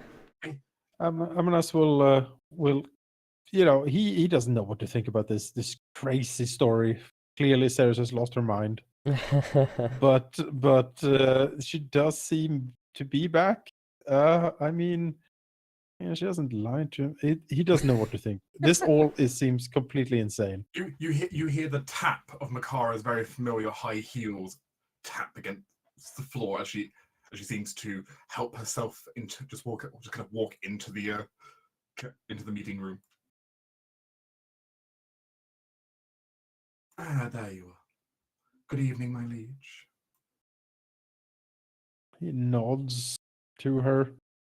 I had sensed our ritual had reached its apex, but she then disappeared on me. I did no such thing. I was there, and then I was here. You temporarily displaced yourself a bit. I can't help that. Though I suppose a few hundred meters is not actually that bad, all being considered. Well, better the table than any of us. No offense. Don't think I'd survive you appearing in me. In you? No, I don't. Amanas will point to the empty chair, like on her usual spot, and then he says, I am not exactly sure what happened, but I am pleased to have you back. May resume your seat at the council table. As the Grand Diplomat. Oh. Unless you fancy a change of title. He sort of tries to gauge her, looking up and down. Her shakes her head. I know how to serve my liege properly. And as diplomat, I do that rather well. I'm still not nearly as strong as Mikara. I did The not. will you showed to perform that task, however, was remarkable. I actually didn't know if you'd make it or not. I did. Just so I understand this correctly, you lost your magic, and then you stopped time to practice how to cast magic another way. That is an accurate summary of the madness that occurred in this girl's head. Just smiled and said, I mean, it was... I knew how to cast magic. Without blood, I could do rituals. I mean, did rituals without the power from my blood before. So I knew that I could do it. I knew the basic understanding of how to do it. So I just needed the time to learn what would take people years. I needed years. But if you looked at Amanas, we don't have years for me to learn my magic again. So I could only think of one other way. That is to make time. She turns back to Torin and says, so I made time. Or lack of time. Time's a very difficult concept to talk about.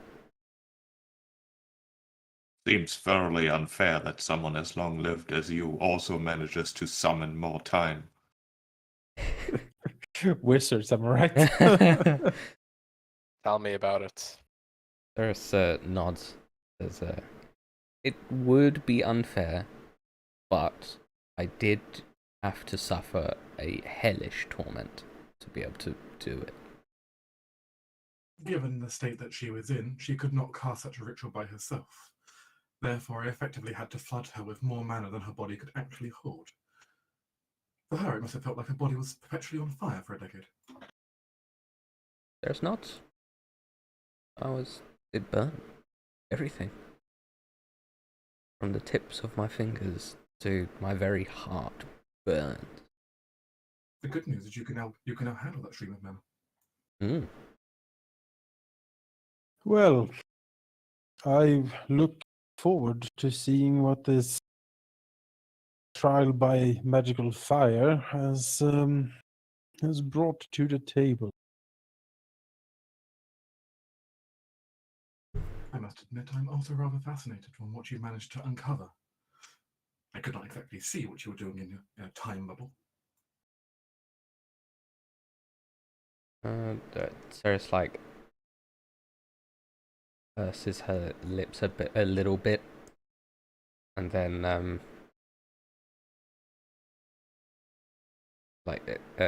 looks to Vicus. Says, "Do you mind if I do like it's a very quick, like a few seconds demonstration." So As long as you don't destroy the food, then yes. You won't know difference. And she says a word and moves her hands, and Vicus vanishes, and then within a few seconds reappears. But to Vicus, nothing happened. As if she said the word, made the hand gesture, and then nothing happened. What are you waiting for, Ceres? The room is astonished. I mean, seems like a simple invisible trick. Sarah shakes her head and says, No. I removed him from time and just briefly, just sort of pushed him out of time, brought him back into time. What is that? 5.5, maybe 6 seconds? Mm-hmm. Not long, but Oh, you actually did something. I did something. You vanished to all of us. Because technically you didn't exist in the time. But He scratches his beard. He's like, huh. Effectively speaking, I think you technically gave him 6 seconds more life. I technically did, yeah. Yeah. He's 6 seconds younger than what he would be if I didn't cast that spell. Did you do it for longer?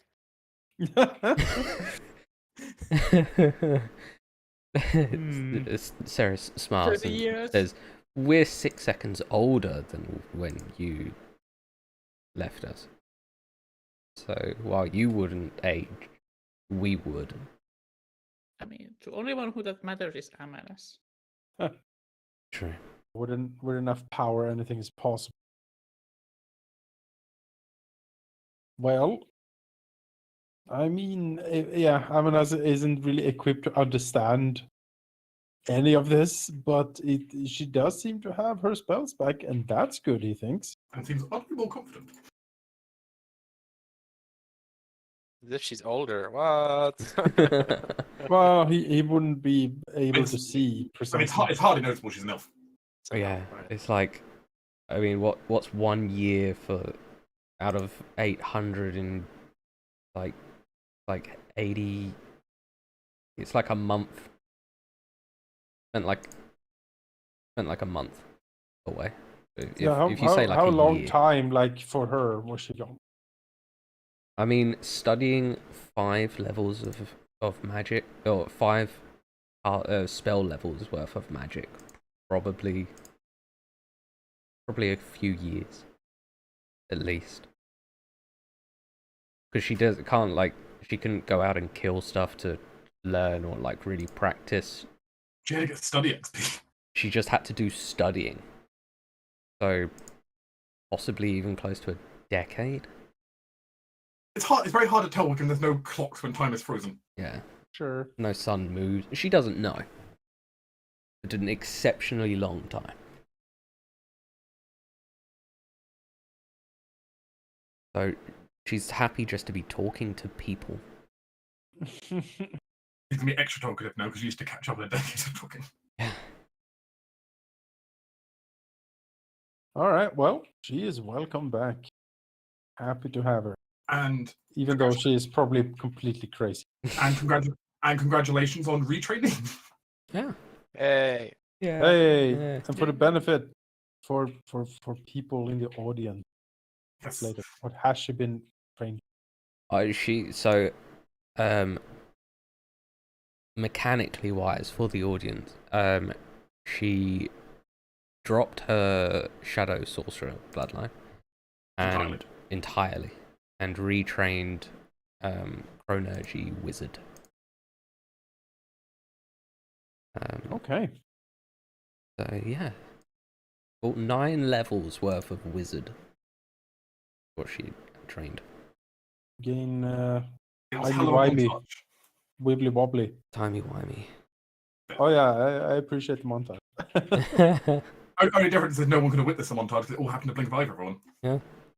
There's like one of those anime montages somewhere. It's like if you started the Rocky movie and the moment he starts training, you just cut to the fight. To be fair, if you watch, like, I think it's Rocky 4 that has all those goddamn montages. I watched that with a friend a few years back, and we counted, like, that movie has like 6 montages with its own song on every montage. It's fucking crazy. Yeah, it's crazy. Just bottle all of those up and Yep. cut them out of the movie. Yep. That's what Sarah did. Just All right. with so books. yeah, 5 minutes per. Sure, but with books. Just with books. I basically just imagine this is really just this like you would just put the video player on as fast speed as possible, like 20 times, 100 times speed. Yeah. And you just see Sarah's in every position possible in the room, like lying down on the bed, lying down on the floor, just upside down somewhere, just all over the place. Pretty much the Gandalf Minister scene. Yes. And like the final moment is where Gandalf's like, oh, figured it out. He's I like, must imagine this entire scene with like the old VHS like fast forward, like the static across the screen. Yeah, sure. Get the static.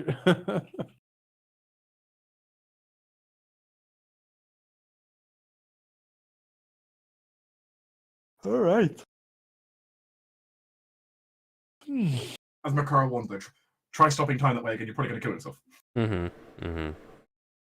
Oh, I'm sure that will never be relevant again. Never. It's not like it comes as a plot relevant thing at some point, where she could eventually try doing it as a final sacrifice.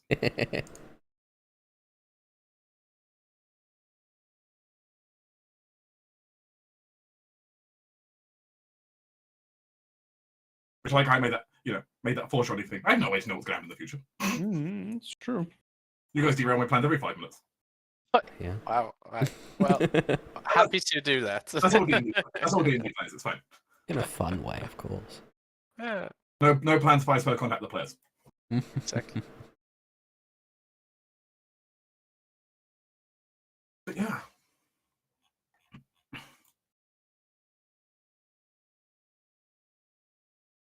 With that, Makara will simply kind of look over at Ceres and then to everyone else in the room. Given the return of our Grand Diplomat, I do think it potent perhaps that we gather the full council then now, finally. And we will proceed in moving forward perhaps our next plan of attack. Nods. Yes, make it so. I'll make the arrangements for tomorrow morning. You, now you've had so much time working, go take a nap. She looks at Ceres. A nap? You know how much didn't sleep? I'm gonna actually sleep. Good. As Makara turns around, grabs a small cake with a mage hand, and leaves. As she will go ahead and arrange the full council meeting for next time. All right. Which is where we'll pick up next time, which is actually the next stage of the war plan. Yes, war plan. Good, Anakin, good. After many sessions though, of like non-stop combat, I think it's about 5 in a row you've had. Yeah. I wanted to slow the pace down a bit and let all of you have a chance to kind of debrief as characters a little bit. Yeah, it was nice. Stuff like. And it turns out Halldamir had plans we have to deal with. Indeed. But I think this is a very interesting story development. I Yeah. think so too. Yes, wizarding. I just found that Sorcerer is a fun class if you're dungeon crawling. We do so much out of combat that it's just... Sorcerers are highly focused on action. But a wizard has out of combat utility that is very difficult to, compare when put to a sorcerer. There are plenty of ways to do out of combat sorcery, but I can understand that Halldamir was not enjoying it the most. So worked with him to try and make this nice story beat for Ceres. And it seemed appropriate after the events of last time. I appreciate the montage. I appreciate the line of, "Oh girl, you don't have enough time," and then she's like, "I'll make it." Which, by the way, was complete. I appreciate it. Which, by the way, while I fed her that line, we had not discussed that in advance. We have not, no, not at all. I literally wrote to Valky when you said that he's totally doing an anime montage. You are correct.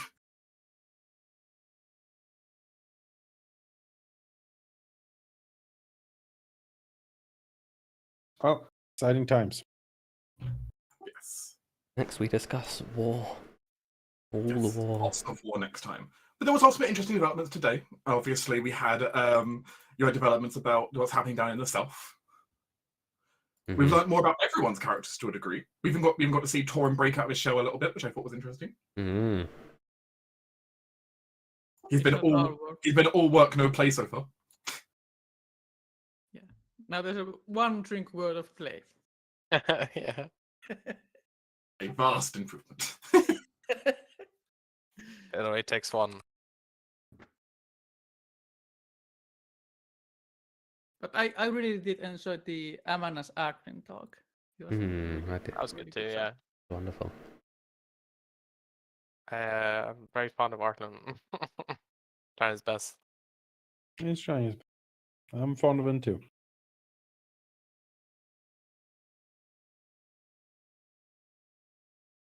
At some point, we need to deal with Makara.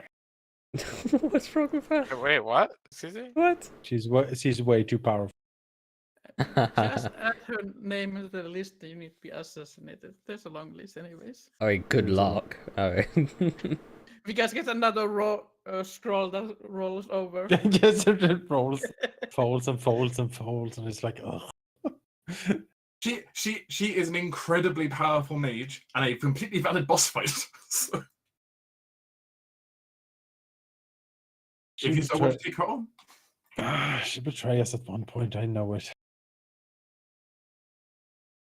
Is that paranoia? Me? Paranoid? Who dares? Let me No. take another sip out of my Quicksilver jug that I have. Mmm, delicious.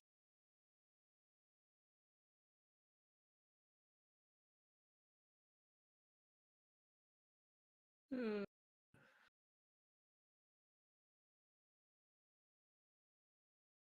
Yeah, pretty good. Yeah, Very fun. Yes. wonderful.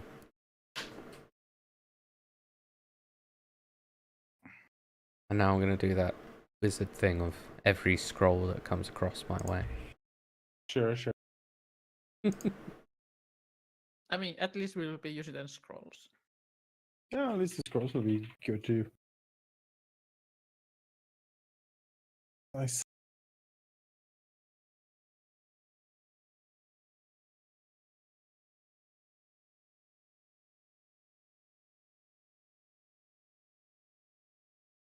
But yeah, Doug, I would like to add the animate research project into the research project. The airship. Yes. Very well. I will go ahead and plant that into the sheet for next time. Animate ship. Oh, It will be a long project because there's multiple steps that have to be completed, but that makes sense.